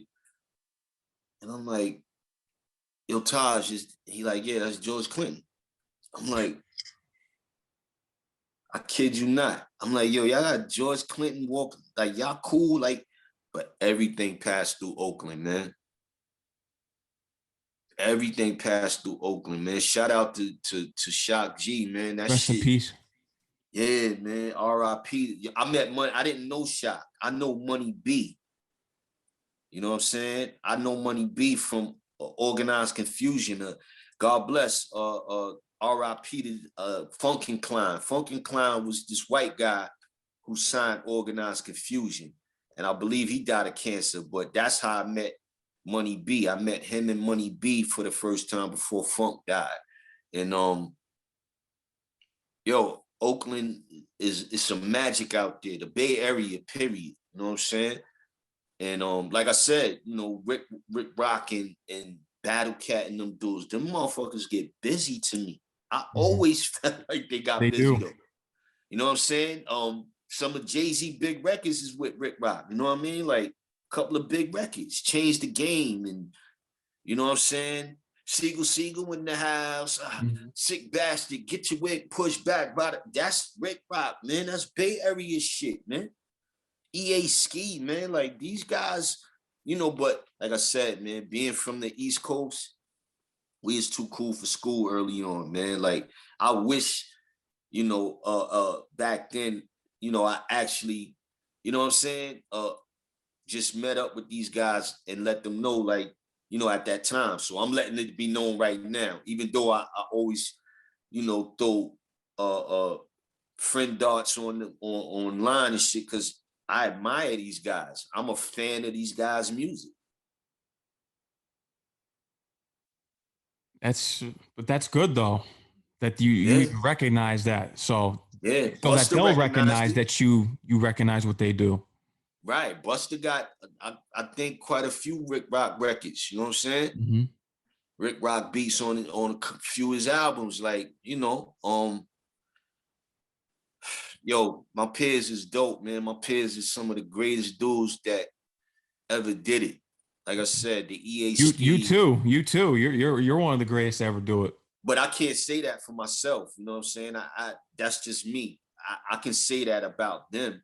You know what I'm saying? And yo, I never even met DMX, man. Like, this is why I said I sheltered myself, so to speak. I went out to Cali maybe 2 years ago. I used to just pop up on some of Finesse's shows and stuff like that from different states or whatever, different countries. And I popped up in LA. And it just happened that I popped up when the fires was going on. So me and Ness was hotel hopping for like a week and a half out there. But prior to that, I wasn't in LA for maybe 10 and a half to 12 years. You know what I'm saying? The last time we did a digging show with Slick Rick out there on Hollywood Boulevard. Like, so people, I'm creeping around the spot where Ness is performing, and people are like, oh shit, like, I'm walking around the joint and people like, yo, I gotta be bugging because this guy look like OC. Now people think I'm 6'5", but I'm a short dude. I'm 5'8". You know what I'm saying? So people are like, oh shit. And after I came on his set and did Time's Up and jumped off, and yo, he did I say all that to say, I just have to show my face more, but he was doing they do an event every Sunday out there, and they gonna kill me for this one, but they DJ every Sunday at the spot. And I went to the spot with him the next day, and yo, it was a line inside the club that he was playing. Mm-hmm. And I went and waited on the line for the bathroom, and people keep looking back at me like, so now I'm a little drunk, a little high, and I look down, the whole line got my CDs, my records, and everything, because they heard I was out here. They heard I was going to the club the next day, or they assumed. So they, just in case, they brought their whole OC collections. That shit had me in tears almost. I was bugging because I'm waiting on the bathroom line like an asshole with everybody. And they like, yo, can you sign this? And I'm like, yeah, can I skip you? Like, cause I have to go to the bathroom. And they like, yeah, of course. But yo, it was like 30 people on the line with all my albums and shit, all my CDs, everything, T-shirts, everything for them to sign. And I didn't even realize it standing on the line. That's the story. That's insane. I saw that you were selling, you're still selling T-shirts and CDs and vinyls now. You're shipping them out still. Yeah, nah, actually, I just went online because, I moved out of New York a couple of years ago, right? Mm-hmm. So I have a whole trunk of stuff. This is stuff I would have sold prior to the pandemic had I been on the road, because I think I did my last show in February of last year, actually in Chicago with Pharoahe and Prince. Mm-hmm. And, we were supposed to start touring again together, organized in OC. And that was my very last show. But anyway, I usually take this stuff on the road and sell it. You know what I'm saying? I sell my merch. And I was sitting on the trunk of Opium that me and PF Cuttin did. I was sitting on the trunk of an album called Dive In, an EP called Dive In, which is an import-export with this cat from Australia called named Debonair P. I was sitting on a few Same Moon, Same Sun, sitting on quite a few things. I got rid of some digging limited stuff that people will probably never have. And yo, I put my foot in my mouth doing that shit because now people, you know, they going crazy. And I'm like, yo, man, I told y'all this was just personal stuff. But, you know, now I have to, you know, it makes sense. You know, I'm not on the road. And, you know, people are asking for albums that I told them I ain't have. I said, yo, this is not Word Life. This is not Jewelz. I'm not soliciting that. I'm not telling y'all I have that. But you still got people that don't pay attention to the video and they asking for Star Child. They asking for Bon Appetit. They asking for time, Word Life. They asking for Time's Up single in a 7-inch, which don't even exist on my end. And I'm just like, so everything is gone except Opium. Wow. And that's flying off the crate downstairs. And I'm like, damn, what did I start? And Pharoahe was telling me last night, yo, you have to continue to do this shit now, or people, you know, gonna look at you crazy. You know, this is what I'm doing now. Are you gonna have reprints of Word Life or Jewelz coming soon?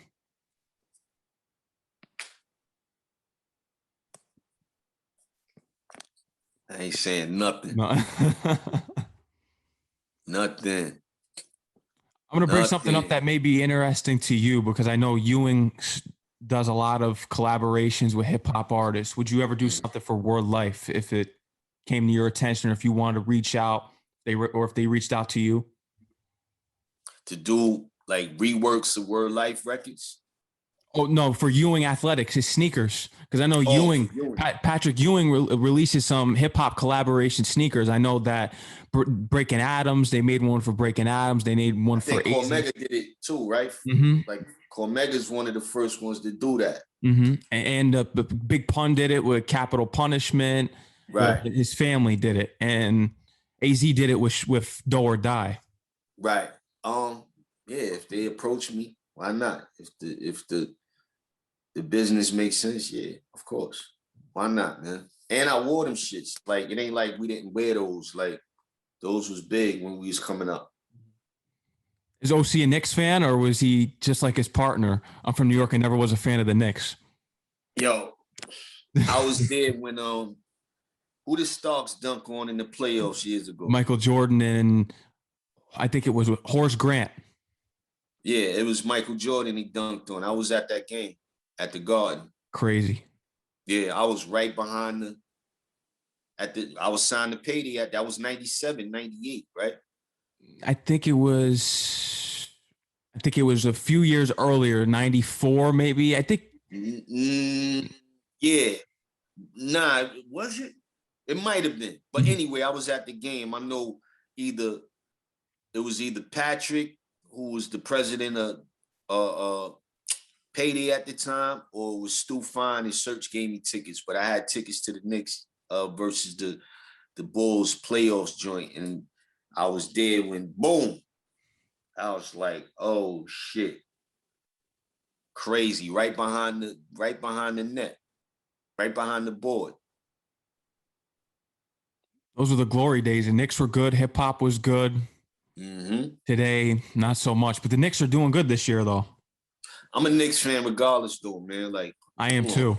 Hold on. Oh, he's got some Knicks apparel, I think, or some memorabilia or something. Nah, somebody said some slick shit to me the other day. And I was like, oh, word? I said, okay. Let me see this. I wear my shit proudly, man. All day, man. Knicks cap. All day. All day. You're still a true fan. I respect the true fans. I've been a fan since I was born, pretty much. All day. And my shit is official tissue. Mitchell and Ness. Yeah. All day, man. Like, classic. Motherfuckers like, yo, take that Knicks cap off. I was like, take it off from me. You know what I'm saying? But, you know, I like colors. I like different styles. Like, we didn't wear stuff just because we was, from that city. You know what I'm saying? When we was growing up. Like, if the shit was dope, it was dope. Like, and I ain't into jerseys and stuff no more, but Oh, it's the Denver Nugget throwback. Yeah, and I can't even fit this shit no more, man. I wear a small, man. Another Mitchell and Ness, like Fire. you know. Is that just a regular jersey or is it an Alex English? I know he was the best player for them of all time, probably. Nah, it's just a regular jersey. Fire. Yeah. I got too small, so I can't even wear this shit now, man. Word. But you know, even the clothing's different today. Everyone's with the skinny jeans. I can't do that. I wear Ewings and jerseys double XL. Right. Nah, I'm into pieces, man. Like people be like, you know, with the Jordans. I'm like, yo, y'all call them shits ones, twos, three. Like I don't do that shit. You know, I go according to what I like, and I always have. Like, you know, I'm doing Theodoras and shit like that's that. Fire. I'm doing Sauconys and shit like that. It's different. I'm doing Adidas. Yeah, I'm doing different shit, man. Adidas, more Adidas. I'm doing classics. I'm doing, you know, according, even if you want to get on some hard bottom shit, like, you know, what are these? The Karl Lagerfelds, like, you know, but I threw out collections, man. You know, shit. Like I had garage sale years ago. I had so much shit, man. Like, you know. Classic. More Adidas. Classic.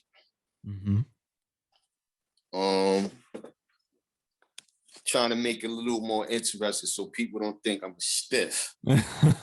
Hold on. Let me go under the stairs on you real quick. He's got all the classics. Yeah, it's a couple of more pieces down here, but I'm into specific things now. I don't need a whole bunch of room of sneakers and all that, you know? Like, I'm doing, hold on. I'm doing New Balance. I'm doing more Adidas. I'm doing, hold on. These shits is collectors.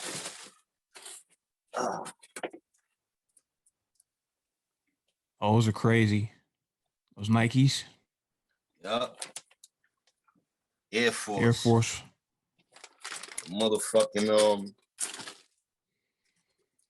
Shamrock joints. And then I'm gonna kill you with this. These is old. These ain't the new shits. Ooh. Tough. 40s, the real 40s. People like, yo, those the new ones? Nah, these is shits from 15 years ago.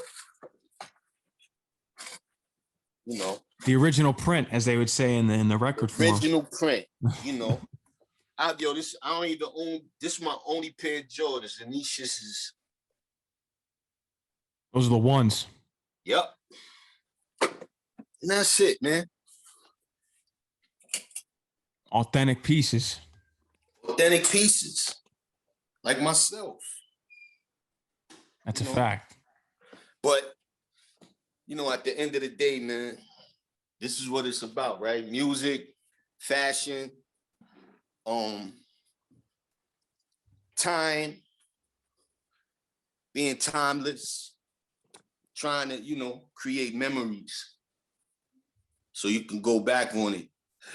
So I feel you in that sense with the cats these days, but like I said, man, I can't shoot them in the foot just yet. No. Gotta let them rock. Leave that to me. Right. See, you in that age bracket. You know what I'm saying? So you have the right to say something. Me, I feel like cats in my era should just observe a little more and see what's going on and see why and how and what can we do to bridge that gap? Because it's a gap, obviously, but I don't have those problems. You know what I'm saying? That's interesting is that I've had multiple rappers on my show. Capone's been on my show. you're here today. They embrace the new generation, but does the newer artists really embrace you guys back? That's my question. It depends. And yo, I like Lil Baby. I like the fact that he's showing his political side. I like that too. I like that he did that. That was something that, because I was never a big fan of his, and when he did that, he actually did something that I've been begging artists to do. You know, start speaking out like Public Enemy did, like you did, NWA did. Right, like yo, I don't think. To me, it felt like he did it on his own. Like he reached out to a G, you know, an older G, and was like, yo, like, this is what I want to do, but you know, this is what I do today musically. And I just want to infuse it. And they was like, yo, just do your homework. And yo, but it was authentic. It was authentic when he talked about when he marched, when he, you know, put the video out with the whole shit that was going on. Like, it was authentic, man. And I fuck with him. I fuck with him for that, man. Cause, you know, like I said to you earlier, the music now is more politics when it comes to young boys, because they killing each other, man. Like, you could get killed over a record. You understand? Like, true. You could get killed over a record, man. Like, you know, like I said, I slid through Chicago in February. That was my very last show. And I took the train from the airport.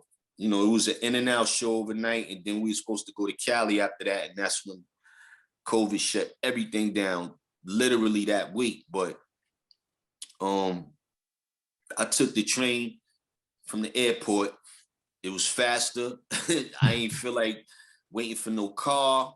None of that. Dudes is like, you sure? Like, yo, the city is dangerous, man. And I was just like, yo, I'm not stopping nowhere. I'm taking the train straight to where I need to go. And I'm good. But, you know, that's how I move, man. Sometimes I want to move that way. And you know, people were like, well, where y'all doing the show at? You know, that shit is GD'd out, and this one out, and that one out. And I'm like, yo, I ain't wearing no baseball caps. Oh yeah, you got to be careful what you wear, even like with the color on your shirt, everything. Everything. Crazy. Like, let me tell you a story real quick. I remember going out there, and I was promoting Jewelz, actually. And my man Phil was he did promotion back then. He lived in Chi-Town. And he lived right down the block from Cabrini Green. So I seen Cabrini Green before I got knocked down. Mm-hmm. And the cab, we went to some spot that night, but the cab dude dropped us off. And somehow he dropped us off by Cabrini Green. And Phil was a good dude, but he wasn't so much connected in the P's. You know, I had my jewelry on, everything. And we had to cross over to get to his apartment through Cabrini Greens. Mm-hmm. And I was just like, this is Cabrini Greens. And yo, niggas was coming out the woodwork, man. Like, yo, was good. And I'm just like, you know, my chain is tucked in, but you could see this shit. You know what I'm saying? Like, I had and they ain't robbed me or nothing. I just, you know, I did my respect shit, but I held my, you know, I just let it be known, like, this is what it is. And they was kind of trying to play my man Phil, but I wasn't letting that happen. It ain't like I could have did shit. We was in Cabrini Green. But yo, I cursed him out so bad behind that shit when we got out of that scenario, because he was so much trying to impress me that I'm like, yo, you could have got me murdered in Chi-Town. Like, I couldn't, you know what I'm saying? Like, this shit could have went really left. Mm. And this is the chain of, I ended up getting robbed for that chain anyway. In B-More. I'm dead serious. Ain't no shame in my shit. I got robbed for that chain in Baltimore. So, you know, and I spoke about it on Respect the Drop. on Bon Appetit. So it ain't like I never said it, but yeah, no. you know, like, yo, man, the issues that used to go on back then was serious, but as long as you held your own and people recognized that you was a man before anything, niggas didn't care about no rappers. They respected the man. And I presented myself as a man to dudes, and I didn't talk like them. They knew some dude, couple of dudes they didn't know who I was at first, but one of the dudes was like, yo, man, I fuck with you. But what are you doing here? And I was just like, yo, man, my man, I came through with my man, he live on the other side. And dudes explaining to me, yo, this shit is night and day. Like, Oprah probably have a spot over here. But walking through here to get to there, she would never do it. Never. That's how close it is, but that's how dangerous of a proximity Chicago is. And, you know, I just never forgot that shit. I never forgot that shit. That shit stuck with me, man. Like, damn. Shit is real serious, but today, Forget about it. I would not test that theory with young or old out there. Like, you know what I'm saying? It's just that dangerous. It's fucked up, but that's just what it is, man. That's why they call it Chirac. Right. I say all that to say, I believe they get offended behind that shit too. So you won't hear me saying that shit. Like, oh, they do. yeah, man. But I say all that to say, man, like the music is made. Look at Vaughn, man. Look what happened to Vaughn. Yeah. Vaughn and Duck and yo, that's all politics shit. That's real shit. That's real shit, man. So I'm a little ignorant to that shit. I can't get involved with that. I wouldn't get involved with that. But I would hope y'all would work that shit out. You understand? Like you being a 22-year-old, I want to, hopefully you make it to this age. I should hope, you know what I'm saying? To my age, I'll be 50 in a couple of weeks, but 22, man, like that shit shouldn't be no norm for a motherfucker to die after his 21st birthday. That's crazy to me. It is. Over music? That's what niggas said. I'm like, nah. That's what's crazy, that they should just use hip hop records as the weapon instead of using an actual weapon. Well, I believe Roy said that. Like, we used to, dudes used to take shots and get in battles, and you didn't really expect to lose your life or get into some super shit behind it. But you would, be on point when you bump into somebody that you took shots at on records. But now it's like, if I take a shot at you, Max,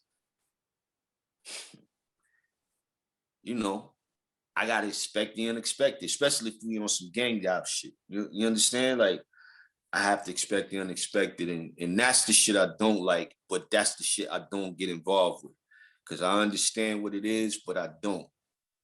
This goes, it's deep rooted. It's just something we have to work out, man. Like, I don't think nobody can work it out but us, man. But when, how, who is the question. Like, how are we gonna make this shit stop? Because it's no end result to that but death. It's no end result to that but jail. It's no end result to getting, dope heads, man. Like, we did dirty when we was younger, man, but I ain't never did no dope, homie. Dope fiends? It's dope fiends in hip-hop, man. Yep. Today, it's dope fiends. A lot of them. That shit is, it's off the charts. Yeah, man. And I just I hate saying the word hate. I don't like what I heard, but it's the truth. When it stung when Roy said, we doing exactly what they designed us for, to kill us, to kill each other. And I was just like, damn, even though that's some hard shit to say, he's right, man. Ain't nobody else. I mean, we killing each other more than police and all that shit. Some police doing illegal shit, but the killing is amongst ourselves. Tupac spoke about it on Only God Can Judge Me. Yeah. Yeah. People say that it's the white man I should fear, but it's my own kind doing the killing here. Yeah, it's us, man. We killing, you know. It ain't like I'm not jumping out the window for no bullshit. Like, but when we ready to do it, you know, we got to do it together. I'm not doing that shit just by myself. I ain't made. We done had too many martyrs, man. When you know, when we just gonna all do it together, just jump out the window together. How much power is in that if we all say, fuck it, we all ready to go. But most people ain't ready to go, man. No. I can't even say I'm ready to go, but I'm not doing that shit by myself. We need more records. You can't go yet. Yeah, man. Like, yo, I'm enjoying my life now, man. You know, I always tell, well, the few people I talk to now, I'm like, yo, I listened to my intuition when I got into my 40s. I never thought about mortality, dying, none of that shit until I got older. Like, I never thought about it when I was young. And so I understand young boys. Like, they think it can't happen. But once you gone, you gone. Crazy. That's why you got to live every moment. Live every moment to the fullest. Yeah, time ain't my friend. Time is no one's friend. Like, I pay attention to time when I have appointments. I pay attention to time when I make commitments, like me and you having a conversation. Like, other than that, I ask wifey sometimes what day it is. She like, you serious? I'm like, yeah. Like, I don't pay attention to time no more. That shit is not my friend. That's interesting. It's crazy though, but yeah, I want to get into some of your newer work though, especially I think that you had the best song on Diamond D's, the Dime Piece 2. Got it covered. Why you say that? Just the beat, the flow was there, just everything about that song. You had the best song on Diamond D's album. I even told him when I had him on the show because I thought it was Survive or Die. I like Fat Joe's rhymes on that. But then as soon as I listened to the album more and more and more, Got It Covered was the one for me. Yeah, yo, one of my, it ain't no, well, yeah. One of my secrets to this shit is not a secret, but, and yo, this shit sounds so cliche, but the more emotion I put into it, like, emotions is a big deal, man. Like, if you can move somebody to cry, laugh, you know, listen to you, like, that's a big deal. So me making music and giving people a feeling, I know I did my job, you know what I'm saying? And you know, I listened to some of the records that he done on the album, and I was just like, yo, I don't want to do no hard shit. I just want to, you know. And he was like, yo, I got an idea already though. Like, well, we crew members, so he knows what I do, so to speak. And the irony of that shit is Diamond never did a record on any of my albums. Everybody produced on my album except for Diamond. It's crazy, but it's true. Yeah. So, you know, me and him have a chemistry. You know what I'm saying? It's an unwritten chemistry. We just never did a full project together. But the Got It Covered record would just mean it when I felt it, then I heard it. I felt it first, and then I was just like, it was like a kid skipping along on the concrete. That's how I wrote the record. You know what I'm saying? I envisioned it that way, and that's how I did it. And shit, I thought it was one of the best records on there. I did too. I remember walking around St. John's campus before COVID hit, and it made me trapped in my own house doing my show here. That was one of the records that was always in my rotation each day. Mm-hmm. That record, and I think from the Rob is on the first one, right? Mm-hmm. Black Rob. I'm pretty sure. Yo, that record, that Black Rob record is serious, man. And see, I know what it was from the beginning, but it stung a little more. Hearing Diamond put that shit up the other day, listening to Rest Black in peace Rob to him too. Yeah, man. Like, yo, I mean, Black Rob was on the first one. I just wanted to double check that. He was on the first one. So when he put that up, it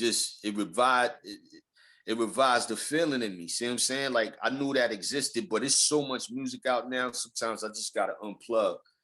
You know, excuse me. When I heard that record, I was like, damn, I wish I could have been on that record, but Rob did it justice. You know what I'm saying? And damn, I just lost my train of thought. I was going shit. See, that's the resin of the weed. Yeah. Yeah. Classic. It's these are classic stories you're telling here today, though. Yeah, man. Like, I forgot where I was going with that, but anyway, yeah, the Don Peace joints is crazy. I don't see any lacking in you guys' work. I don't see any lack in your guys' work at all.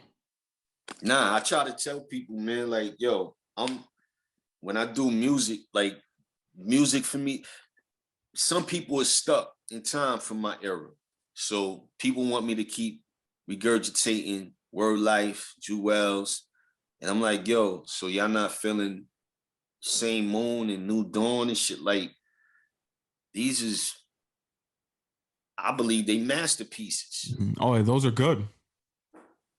No, I believe they masterpieces. Like, 100%. People just now catching up on them shits. Like, I ain't, like I said, I'm a seer, so to speak. And it ain't like none of us don't have the same powers. It's just some of us suppress shit and some of us will never use them. And some of us are aware of what we are and what we do and what we can do. But, when we did the album cover, I didn't know it was going to be an eclipse. When the album dropped around the time the eclipse happened. We didn't do the artwork that fast. Like, you know what I'm saying? So the original Same Moon, Same Sun with the artwork, it was an eclipse. I think I did a record on there called Serious. You know what I'm saying? Where I talked about the pole shifting and shit like that. Like, people I'm like, yo, I'm better than I was 20 years ago. Y'all just don't want to hear it. Y'all want to hear 94, and I can't do that. I can't do that shit no more. Them days is over for me. Like, why would I do that anyway? You get wiser with time, more experiences you go through, more things you learn throughout life. Of course, you're going to be more sophisticated. Yeah, I'm like, yo, man, I'm better than most of my peers today at what I do. I can say that. I'm listening to everybody who's from my era. Well, I'll tell you this. I think you're better than Eminem now. That's for sure. Listen, man, I ain't naming no names. No, I'm not going to make you name any names, but I'll name them. But I'm listening to music from my peers from the 90s, and I'm just like, yo, you sound dated, dogs. Like, they sound dated to me.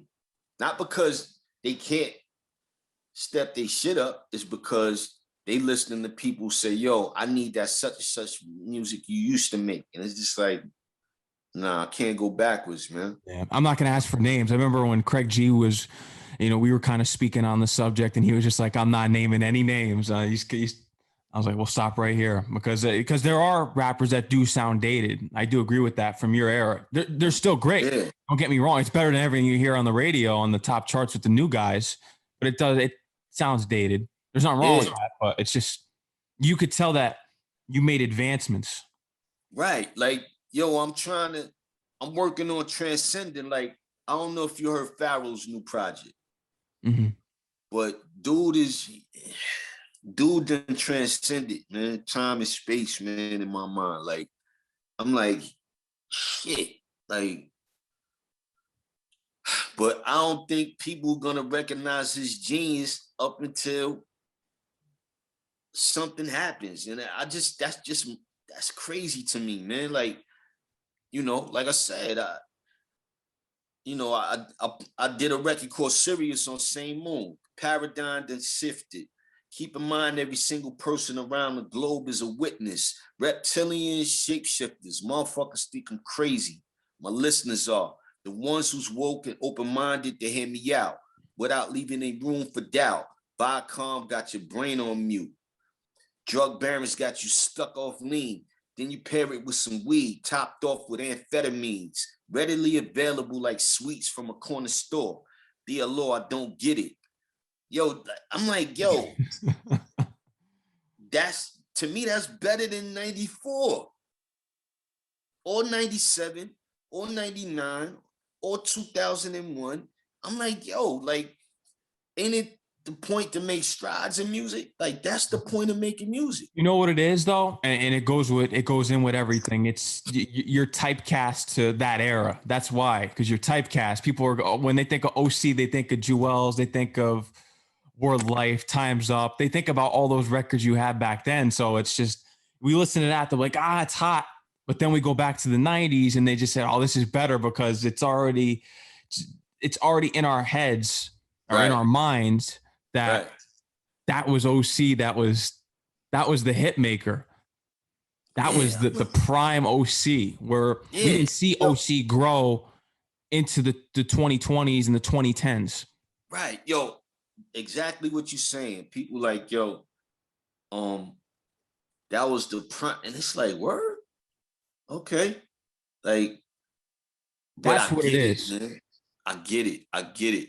Yo, most of the people that's fucking with me right now with those projects is cats your age. Mm-hmm. They like, and then they discovering who I was in 94 up until now. And they like, oh shit.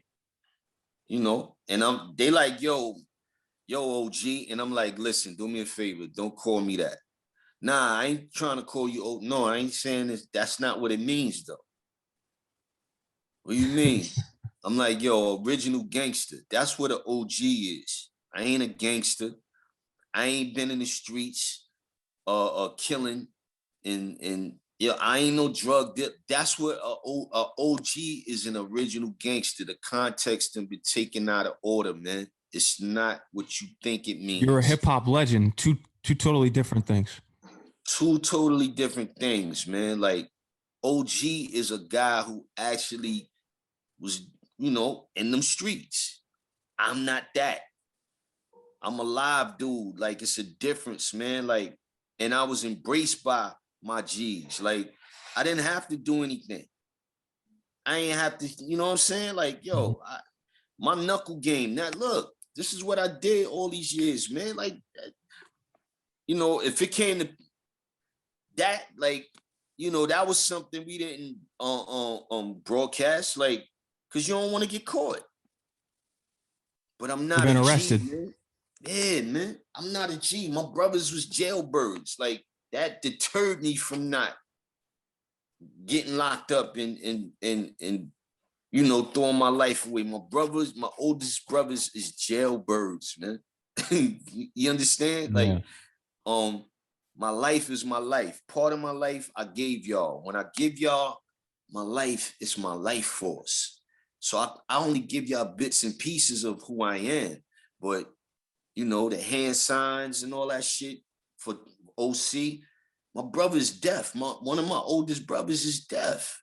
He's deaf and a mute. And he's a gangster. My brother's a jailbird gangster. He came up with the concept of the OC and me plugging that up. Mm-hmm. You feel me? Like, So people think they know me, and it's like, yo, all you got to do is research. OC is my first and last name. Like, everything about me is true to what I say. You know what I'm saying? And if it's not speaking about my life, I'm talking about somebody, or I'm just talking about people in general that I ran across in my lifetime. That's it. That ain't real. That's real. It's real in my book. Yeah, like, yo, I have to kill somebody for y'all to respect me? Like, word. Wow.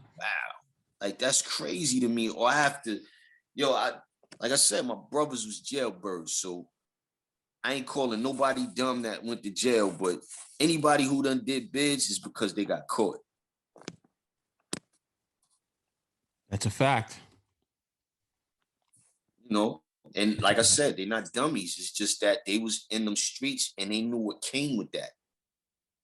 You know, I wasn't willing to do that, man. That's not, I had two brothers. One of my brothers is doing life, B. Another brother is deaf and a mute. Damn. Nah, I'm good. And I've had gangsters around me all my life, but I ain't never took advantage of that shit. If I had a problem, I knuckled up. If it was something that was out of my hands, you know, and my life was threatened, or, you know, I know a lot of people, you know what I'm saying? I know a lot of G's too. And listen, man, this is what's going on. You know what I'm saying? But you avoid that type of thing, man. Just because you have it at your access don't mean you take advantage of it and use it and cry wolf. I never did that. Mm-hmm. You ain't never hear nobody saying they knocked me out or some, knockout games and pull guns on, because I ain't give people them reasons, man. People respect me because who I am. Like I said, my name is Omar Cradle. That's OC for real. There's nothing else behind it. It's the truth. Yeah. Yo, what OC mean? You know, people asked me that before. Real. I knew already from just knowing you over the years and listening to your music. And I always go to 10 and look up, what's the real name? Or you could just look on the back of a CD or a record. That's what it says. The publishing and written by Omar Cradle. Like, oh, shit, take away the M-A-R and the R-E-D-L-E and it spells OC. It's me. So, you know, it used to fuck me up that people like, yo, I got your album, like this, that. Yo, but what OC stand for? And it's just like, okay, you just asked me that shit. Yo, man, this interview is over. That's crazy. What would be your cutoff for an interview if someone just asked you a question similar to that? Which one would just drive you to the point where the interview's over? It has to be some real out of the way shit, or like I said, you did your homework obviously, and you listen to the music obviously, but some people can't do what you do. You understand, like, because they're not meant to do what you do. So some people just doing it because it's trendy. I turned down a lot of interviews because a lot of them is bullshit. And some I go with my instinct now, man. Like, I just went with my instinct with you, and it was just like, and I did my research a little bit. Yeah. Well, what were some interesting things you found out about when doing research about me? Here's a good question. Nah, just basically knowing hip hop. Knowing hip hop, man. Like, yo, you're 22 years old. It's possibly no way you can know who I am unless you do your homework. So I have to do my homework on you. I have to see who you interview, how you speak to people in the interview, how you, what question. Yo, this is a conversation. This ain't no interview. Right or wrong? You're right. This is what interests people, though. At least me. It's a conversation piece, man. It's not an interview. Is so how long you been doing this? Are you serious, motherfucker? Like, in my mind, so when did Pharoahe, or I just started talking about the Esco thing, the Nas thing. But people be like, yo, so I could tell when people looked at other people's interviews without actually, you have to research. Like I said, you're 22 years old, but it's a difference when a motherfucker just trying to do it to get likes, hits, all the ratings, the clout. ratings, That's what I'm not about. As opposed to, I fuck with the music. This is what I do. I love Ghostface. I love Wu. I don't like a lot of it. You being honest, man. I fuck with that. It's a feeling. That's all. I ain't do a whole security, social security check on you, but I'm just like, yo, I looked at some of your stuff and I'm like, dude know what he doing. Did I know you was 22 years old? No. You don't look like no old man, but I'm just saying, like, yo, you have an old soul. I get that a lot. People have told me that. You know a lot of shit for your age, man. That's amazing. That's amazing. Thank you. Yeah, I really appreciate amazing. That. Like, and I respect that, and I fuck with you on that. Like, you know, and I did real quick. I did an interview with some cat in Canada last year. But before we did the real interview, he called and wanted to do an interview. And I was like, so why you? And instead of me chewing his ass out, I said, yo, man, go do your research before you get at me again. And yo, he did his homework and we had a nice interview, man. And now he want to do another one. But I'm like, yo, like, what are you doing? Like, I seen your interview with such and such. Like, that shit was dope. And he was like, yo, thank you. He told me thank you for checking him. I said, I didn't check you. All I did was tell you the truth. Like, if you're gonna talk to me, you have to know something about me. Mm-hmm. Not because you're trying to do it because it's trendy. You have to do it because you know something about me. And he did his homework for 2 months. You know, I guess he was a little not shook, but you know, he was like, damn, like I was straight up with him. I didn't disrespect him or anything like that. And you know, I'll just say, yo, do your homework, man. Like, because if I was doing it to you, I would do my homework. And he did his homework. You know what I'm saying? And I'm not shouting him out on this shit. Like, he still has to, you know, do his homework. Oh, man. Yeah, see, it's different for me because I grew up listening to these records. So I know what I'm talking about when I'm dealing with the legends. Right. And I'm sure you had somebody around you that kind of schooled you to it. You know what I'm saying? Like, yeah, my parents did. And plus the internet, because when I was in middle school, I was always on the YouTube and going around and searching up the old school hip hop songs. That's what always interests me. Right. And yo, people be talking shit too. I'm like, yo, man, I wish we did have all this internet shit early on, man. Like, it would have been a different ball game for a lot of artists, man. I'm fortunate to still be around, not because the internet either. I mean, it's part of it, but it's because of my music, man. My music transcended a little bit, and I'm lucky. I'm one of the lucky ones. People still fuck with me today, man. I could still get booked for a show today. Not everybody can. I'm sure that's killing you right now. You just want to get back out on that stage with COVID-19 ruining all these performances out here. Nah, man. Yo, Craig, I love the shit out of Craig G, but to me, I grew up on him and Trage, Percy. Before Trage was Tragedy, Live Motivator, and all that shit. I know those records front to back. They was the first little dudes to me that got on. So, you know, Craig is humble as they come.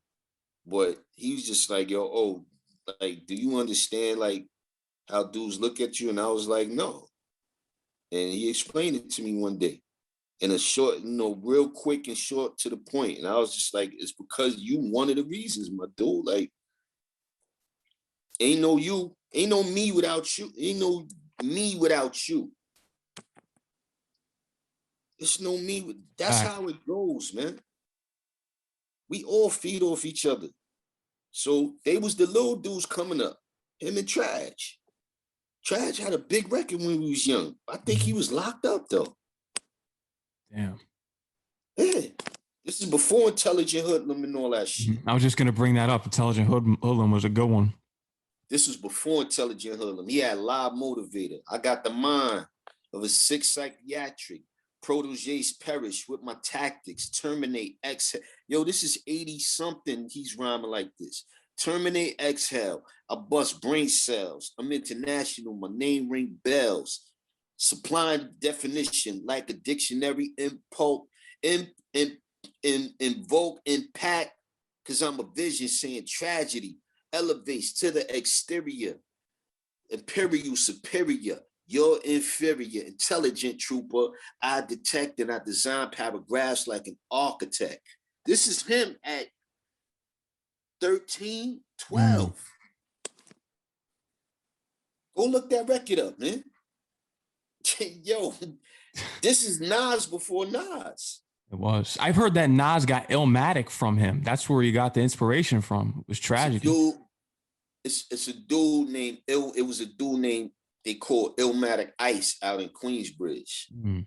That's where the Illmatic shit come from. And probably Trag, yeah. Probably Cormega, because they was all out there. You know what I'm saying? Like they're a little older than Nas, if I'm not, well, yeah. So yeah, Illmatic Ice, if I'm not mistaken. You know what I'm saying? Like Iman Thug is from the bridge, but Iman Thug, he had peoples in Jamaica, Queens too, where me and Monch grew up at, you know, the South Side. So I knew quite a few people that was transports from 40 Projects, Baisley, shit like that. You know what I'm saying? Because we lived right on, but off the strip. I lived around the corner from 40 Projects in South Jamaica, Queens. You know what I'm saying? I lived on 157 between 110 and 111. You know what I'm saying? And yeah, I was there when the cop got murdered, unfortunately, Edward Byrne, all that. I was there. I was you know, I lived in that neighborhood. I wasn't there, but you know, yeah, I was around when they implemented the crime bill in effect after he got murdered across the United States. After that rookie got murdered, everything changed. So anybody who was out there hustling, getting money, it was millionaires when you wasn't even born yet. No. I was, you know what I'm saying? Over 25 years ago, it was millionaires, multi-millionaires on the street. But when that cop got murdered, the whole game changed. The whole game changed. But yeah, I grew up on listening to tapes with Trag and Craig G and them and shit like that, man. Like, and you know, Craig is looking at me like, dogs, you damn, but I'm like, dogs, you was on first. So you my blueprint. You know what I'm saying? Like, and he like, I get you, oh. But he just still like, yo, you one of them not to be fucked with. I'm like, yeah, same with you. Shit, like I've seen him battle motherfuckers on the street. White Castle, and you know, he probably forgot some of this shit. We used to get high and drunk and shit, but we'd be at places, dudes want to battle Craig G. Dude is a freestyle dude for real, off the top of his head. Crazy nice. That's what he do. People thought they could just run at him. Nah. But that's my blueprint. That's my blueprint as a young boy. Like, damn, I want to be like him. Kingpin was a classic. Yeah. Yo, I it's so much history. You hear these names in records like Now That's More Like It. Mobb Deep, Karate Joe. I went to school with him. I put up a picture of him if you go on my gram a few months ago. Karate Joe was my schoolmate. Like, this is my man. I got on a green jacket and he got on I put the caption up and everything, Karate Joe. Like, this is my man.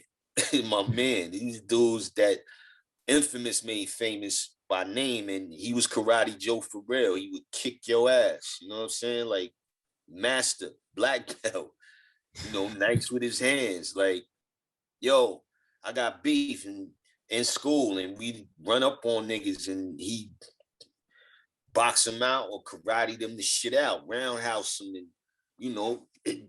just Chuck Norris shit, Van Damme shit, for real. Karate, he ain't named Karate Joe for nothing. So Prodigy and them made him famous, but I seen that shit in school. We went to school together.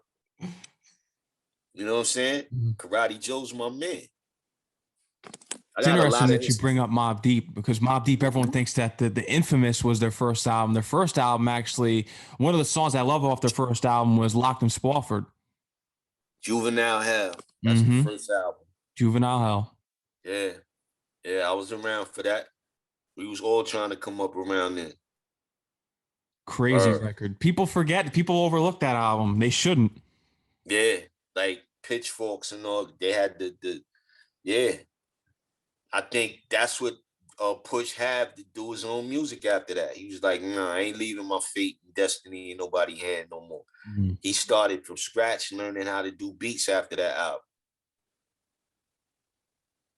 And look, he one of the greatest to ever do it. For sure, 100%. I think Hell on Earth, in my opinion, I like Hell on Earth the best. Yo,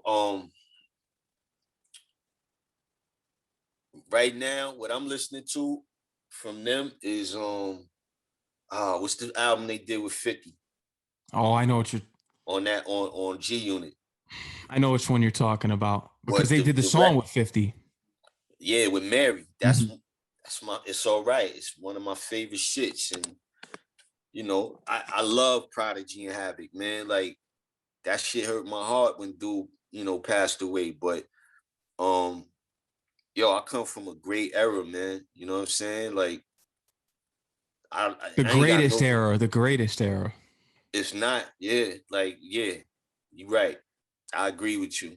And I don't say it enough. I don't say it too much, but some things go without saying, man. Like, that's just how I feel about it, But I think Havoc, besides, Prodigy being one of the illest lyricists of all time, Hav is probably one of the illest producers that people don't mention enough. Eric Sermon, too. Yeah. Come on, man. Eric Sermon, Rockwaller. Rockwaller was down with our crew. That's right. Before. He came through Organized. Rockwaller. I'm gonna throw an underrated artist out there to you too, who I've had on my show, Kool Keith. He doesn't get enough respect. We're starting with Ultramagnetic MCs. Oh man, nah, man. Kool Keith is probably one of the illest, if not, Rakim been bigging Kool Keith up since before you was born. I'm telling you, man. Like, back up. Yeah, now Kool Keith, shit. It's just simple back and forth, the same old rhythm that a baby can pick up, enjoy, right? Rhythm, but rhymes are pathetic, copacetic, using nursery terms, at least not poetic on an educated base, intelligent. This is 91. While the records you turn and learn, plus, oh man. And I think that was Seth G's verse. Kool Keith.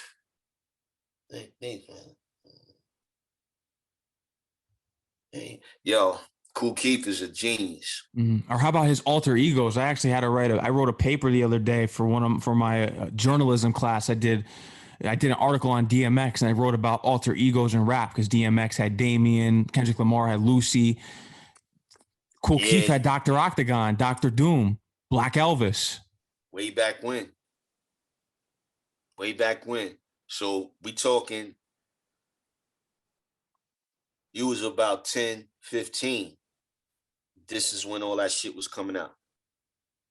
He's been like this always, though, before that. Like, he's a genius. Keith is a genius, man. Kool Keith is a genius, man. For real. Like, dude, him, Yo, my end all be all for lyricists. You know, I'm talking about penologist type. You like, what was he think?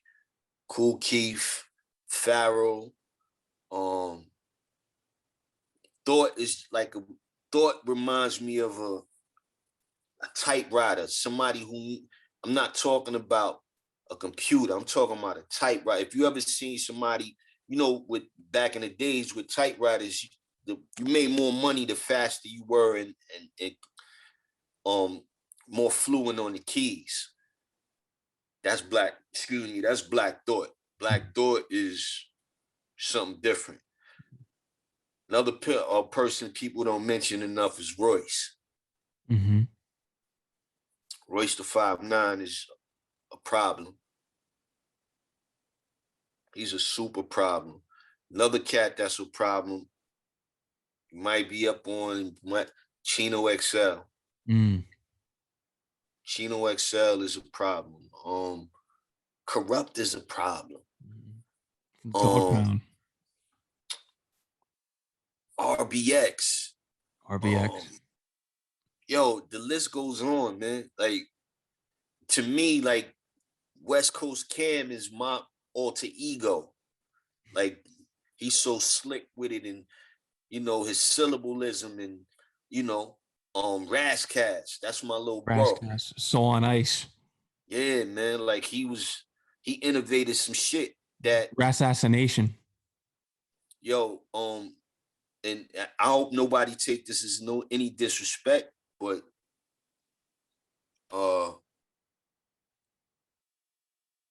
this kid should thank Razzcast.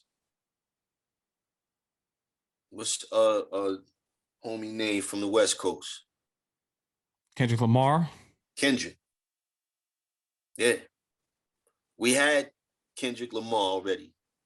It's just, you know, no, I don't mean this disrespectfully. Oh, right? No, I do believe that Razzcast is Kendrick just took his, you know, he took it somewhere else.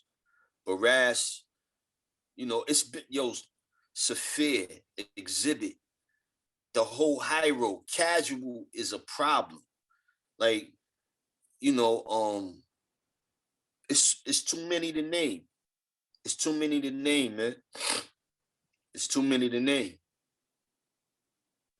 Word up. Like, you brought up Black Thought a few times. How about the record you had with Pun, Super Lyrical on Capital Punishment? I just talked about that with somebody the other day, and they was saying how they was they don't know if I said, yo, you know how many, you know,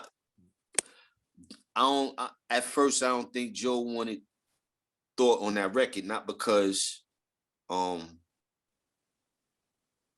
he thought, you know, Thought was trash or anything like that. It was probably because what he do. And, you know, I heard Pun on Firewater after right before I met him. You know, and this is my crew. That's what Raekwon, Armageddon's on it too. Fat Joe. Joe produced it. It shows like, yo, this fat Puerto Rican motherfucker. And I was like, who? The cat that was in here the other night that's reciting the Stretch and Barbados shit you was talking about earlier. Mm-hmm. And he's reciting everybody's shit. He's like Big L, his Sponge. Yo, oh, da-da-da-da. And I'm looking at this Puerto Rican motherfucker, fat motherfucker. I'm like, who the fuck is he? And he sparred with Black Thought. He asked for Black Thought on that album. I think Joe's like, nah, man, like, the Roots? And Pone was like, yeah, that one. You know what I'm saying? Like, yeah. It takes a lot to spar with him, man. Mm-hmm. He wanted the smoke, and that smoke didn't bother him at all. Yeah, Pun, that push Pun. You know what I'm saying? Another one out of my camp was Milano. Mm-hmm. Milano Constantine. I know he just did a project with Showbiz that was fire. Milano is a problem. Still is. You know, we I think lost the Party. song on there was Guillotine that I like. Yeah, we lost Party Artie. Like we had stars in our crew, man. We had another cat named Tashane that got murdered. You know, but like I said, Bars is probably the most cocky out of everybody. And I love that about him because, like I said, I was describing Ali when I said he pretty, you know, he handsome, he in shape. And I used to fuck with him like, yo, all that shit is cool, but you gotta stand, you know, because niggas gonna test your pen. You know what I'm saying? And Will I Am loved the shit out of Bars. He been trying to, you know, he came to Digging Studios a couple of years ago, just off the gram, like contacted B.I. and was like, yo, is it cool that I check out Bars? Like, what, you know? And he was like, yeah, come through. And Will I Am came through D.I.T.C Studios. I saw that. Yeah, because he loved the shit out of David Bars. And, you know, it is what it is. Mm-hmm. You know what I'm saying? Like, forget the Jack Harlows and everyone on the charts. Where's David Bars? Get him on the charts. Trust me, if I was in charge of these radio stations and programmings, especially on these New York hip hop stations, because that's what really pisses me off at the end of the day. Hot 97, where hip hop lives, but where's the hip hop on the rotation there? And I have to hear Atlantis hip hop. Yeah, you have to interview Bars, man. Oh, he's been on my show 3 times. Oh, for real? Uh-huh. Okay, see, he his story, you know, because people just thought he got down with he was from a kid, you know what I'm saying? That's right. From a kid, and he has a reason to be cocky. He's, you know, he's it. Mm-hmm. Pun and Jay-Z are his biggest inspirations. Yeah, you know, and go figure. Like, you got OC in your camp, you got AG, you got Finesse, you know, and I'm looking at him like, nigga, am I chopped liver? Like, he like, nah, like, come on, oh. But when you have something that's normality around you, you tend to, you know. And I had to tell him one day, I ain't paid for Jay. I got Jay on my album just to do a chorus. I ain't have to pay for that. So you think about that before you write me off. You know what I'm saying? Because everyone's looking for a Jay-Z feature and they got to pay for it. 100 down better, baby. Look at the early Mike Geronimo records. Jay-Z came through for him. Yeah, but he wasn't Hove yet. Yeah. You know, I got him more for Hard Knock Life. Like, you know, bumping the Dame. What up, Dame? He like, well, that's it? I'm like, yeah, like, nigga changed his number. Oh, nah, come on. Oh, you know, shit just got crazy in the past. Yeah, I know. I need him to come in. He came in and did what he did for me right after the tour was over. Nobody could do that. Because we was friends. You know. I heard Life After Death before it came out, riding around in the Lex bubble with him and his cousin B.I. You know, his cousin I was real close with as well. But I heard Life After Death after Big got murdered, and Jay let me hear it. I was just like, damn. And after that happened to Big, I seen him change. You know what I'm saying? Like, he took this shit extra serious. Like, he went harder than all of us. He lived in the studio. That's why he got so much music. It shows. Yeah, man. Yeah. And I remember doing the because the song Bonafide was actually for Jewelz, but you know, I put it on as a ghost track on Bon Appetit. And I remember the label telling me I ain't have no singles until I got Jay to feature on that shit without them paying for it. And they was like, that's the single. I'm like, y'all ain't even hear the record. I was a single and y'all ain't hit a record yet. And y'all didn't pull this off. I did it. Like, this is my friend. You know what I'm saying? Like, it's my people. I done did shows, you know, went to shows with him, got on stage with him. People just started putting that shit up. But if you look on YouTube, freestyling at one of his shows, I'm like, I forgot about that shit. Because he used to be like, yo, come on stage. Nah, I told you I'm a fan. I used to just be on the side looking until one day I got on stage and it was like, fuck it. You know. Crazy. Yeah. This is hip hop right here. Yeah. This is pure hip hop. Yeah. That's a fact. Yeah. I'm telling people, this is a way of life, man. This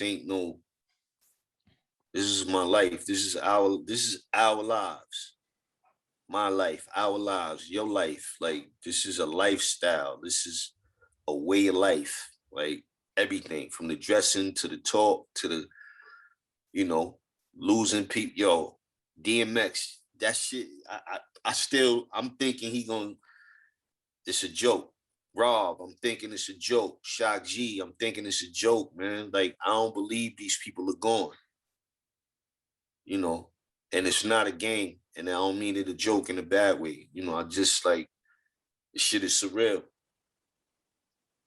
It had to be real surreal in the 90s when you lost, of course, Big L, but Tupac and Biggie, who were the two figureheads of rap at that time for both coasts. Yeah. In which Tupac is from the East Coast, but he claims the West. Yeah. Nah, I mean. He's from Harlem. From Harlem. And his dad from Queens, if I'm not mistaken. So his real dad, you know? It's biological. So it's just surreal shit, man. I'm like, you know, and it's scary, man. Like I said, I never, as far as I know, I'm in great health and stuff like that. But I just never thought about my mortality growing up. You know what I'm saying? But, you know, one day we all gonna kick it. You know what I mean? Like, I think COVID definitely has us thinking about our mortality a little bit more. I was thinking that last year when the whole pandemic hit. There was a period there when you saw on the TVs with the body bags and the trucks. I was thinking, is that going to be me? You know, it was a scary time. Who knew it was going to happen when all that was going down the first time? Right, and you know, I'm a private person to a degree, but I kept telling my wife the past few years, yo, man, something ain't right, something ain't right, something ain't right. I feel like I'm gonna kick the bucket. Like, I ain't say it that way, but you know what I mean? I said it, you know, in worse terms. And we got the fuck up out of New York like a month before the pandemic hit. The pandemic started making its rounds in like maybe November of 2019. Mm-hmm. Yeah, there were reports of people I knew close actually, and still know, thank God, that they survived it, that they believe that they had it before it was even announced that this thing was in the country. Yeah, so crazy. I packed up. We packed up and broke out. And then that shit just, like you said, the shit is still, yo, I see trucks. You seen the shit in Brooklyn where they was leaving the bodies in front of the funeral homes and leaving them on truck. That shit, I still don't believe that shit. That shit is crazy to me. I still don't believe it to this day. Like, I think that was some bullshit in my head, but it was going on. People was like, yo, I seen bodies stacked up. I'm like, word? Couple of bodies in front of the people left in funeral. I'm like, nah, man, nah. That's some movie shit. It is. It's just like some movie stuff. It's crazy. Funeral bodies in front of funeral homes, or, you know, just with bodies in the truck in front. That. So I say all that to say, man, I was just like you said, I felt like, you know, it's the first time in my life I listened to my intuition, and I got the fuck up out of Dodge on it. and that shit hit like wildfire. And I felt like I could have been caught up in that wave, or my wife could have been caught up in that wave. You feel me? Thank God you weren't, that you both weren't. Yeah. So, you know, one word, you know? It's what it is, man. Mm-hmm. OC, is there anything else you want to tell in this interview or the audience listening here at St. John's? Walter Berry. One of the greatest ever. Mark Jackson. Mm-hmm. Who am Ron I missing? Artest, Chris Mullin, Willie Glass. Woo! I seen these guys playing the park too in tournaments, as well as on the court. Insane. I seen Anthony Macy get his hair cut and shit like that. On the Ave, up on Hillside Ave at the barbershop, and yo, crazy shit, man. I done seen Sweet Pea, the ball player cat. I done seen so much shit, man. I'm blessed, man. I'm blessed. You know what I'm saying? Like, it's crazy. Yep. You are blessed, 100%. You as well, man. Like I said, you got an old soul, my dude. Like, you look young as hell. You are young as hell, but I'm glad we had this conversation. For sure. It was an honor, having you on the show here today. It was. Likewise, man. Yeah. Anytime you need anything, you let me know. I'll reach out. You're always welcome on the show. I do it every Monday or Wednesday. I can go live whenever I want. So, well, let's just stay in contact and just chat about life from time to time, man. Let's just do it. No doubt. And I'll probably sneak in there a little bit of music for you to hear too. Oh, that's fire. I'll put, if you want, if you're okay with me playing it, I will, because that's the thing. Artists will send me it and they'll be like, don't play it. Nah, it's no rules no more. Mm-hmm. and shout out to Diamond D too. He just dropped Gotham with Talib Kweli. Yeah, like, it's no rules no more, man. Like I said, I wish we had the internet growing up. You know what I'm saying? Like, it would have been record companies knew exactly what they was doing, and they knew this shit was coming. But, I wish we had this. You know what I'm saying? It would have changed the game early. 100%. 100%. And I want all the young kids out there to go do their research on OC. You were tuning in here tonight. You heard the legend speak himself. We went over the timeless records, Fudge Pudge, World Life, Jewelz, Bon Appetit, Star Child, all of them, even up to the new ones. Yeah, Same Moon, Same Sun, New Dawn. Ray's Cafe, Same Moon, Same Sun, Oasis. List goes on, man. And you got one more classic. Actually, for one of the last questions here. With the new album, would you put someone on there? Because I know you stick to your roots. You stick to where you came from the 90s with D.I.T.C. Would you consider putting someone on your album, such as a Conway or Dave East? It's not a question of would I put them on the album. It's a question of will they do it? I don't know these guys personally, so it has to make sense. I'm sure on their part, and of course it has to make sense on my part. But I'm not a feature dude, though. Like, no, you're not. If you look at the latest albums, there's no features. And honestly, I had David Bars. I had Bars on New Dawn. On Same Moon, Same Sun. I was on Same Moon, Same. I know you had him on one of them because I remember when he posted the visual. I remember we went over that in our interview. Right, but I had them on the joint. I had Bars on the record called In the Paint and then Majestic Gauge, but I just never did features because I don't know. I didn't want to do features, man. I always held my own. Like, I borrowed that shit from Rakim, man. Like, it got to make sense to do it or don't do it at all. And, I think it gives you an extended life.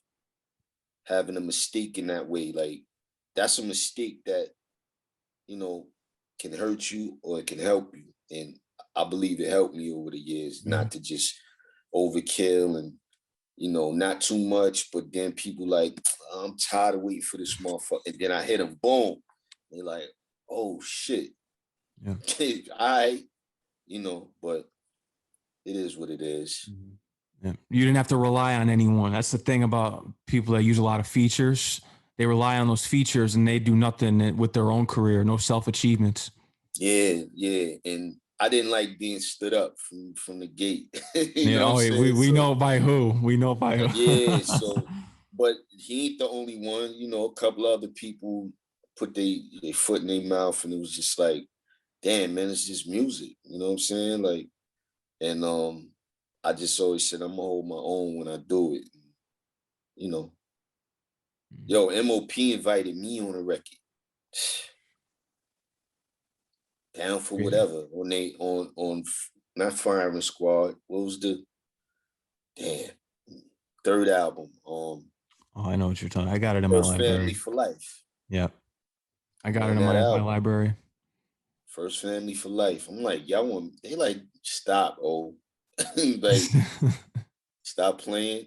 I'm like, I'm dead ass. Like, I can't fuck with y'all with what y'all. They like, that's not why we asking y'all to get on the record. We want you to do OC. That's why we asking. And I was like, cool.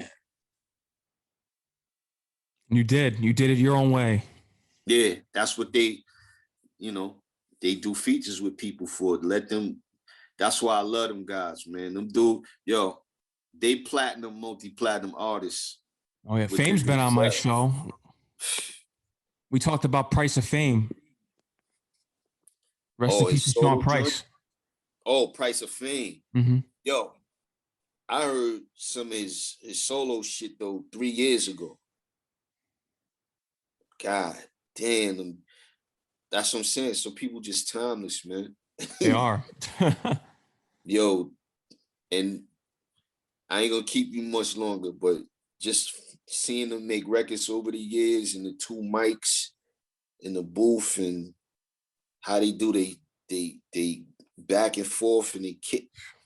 Them dudes is geniuses, man. Get past all the gun talk. They geniuses. Billy and Fame is geniuses. Mm-hmm.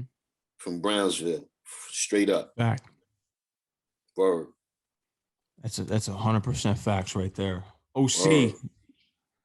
Any other things that you got to say? I know you pretty much had everything off your chest, I think, and most importantly, to follow you on Instagram and your Twitter is different. Your Instagram is at OC D.I.T.C.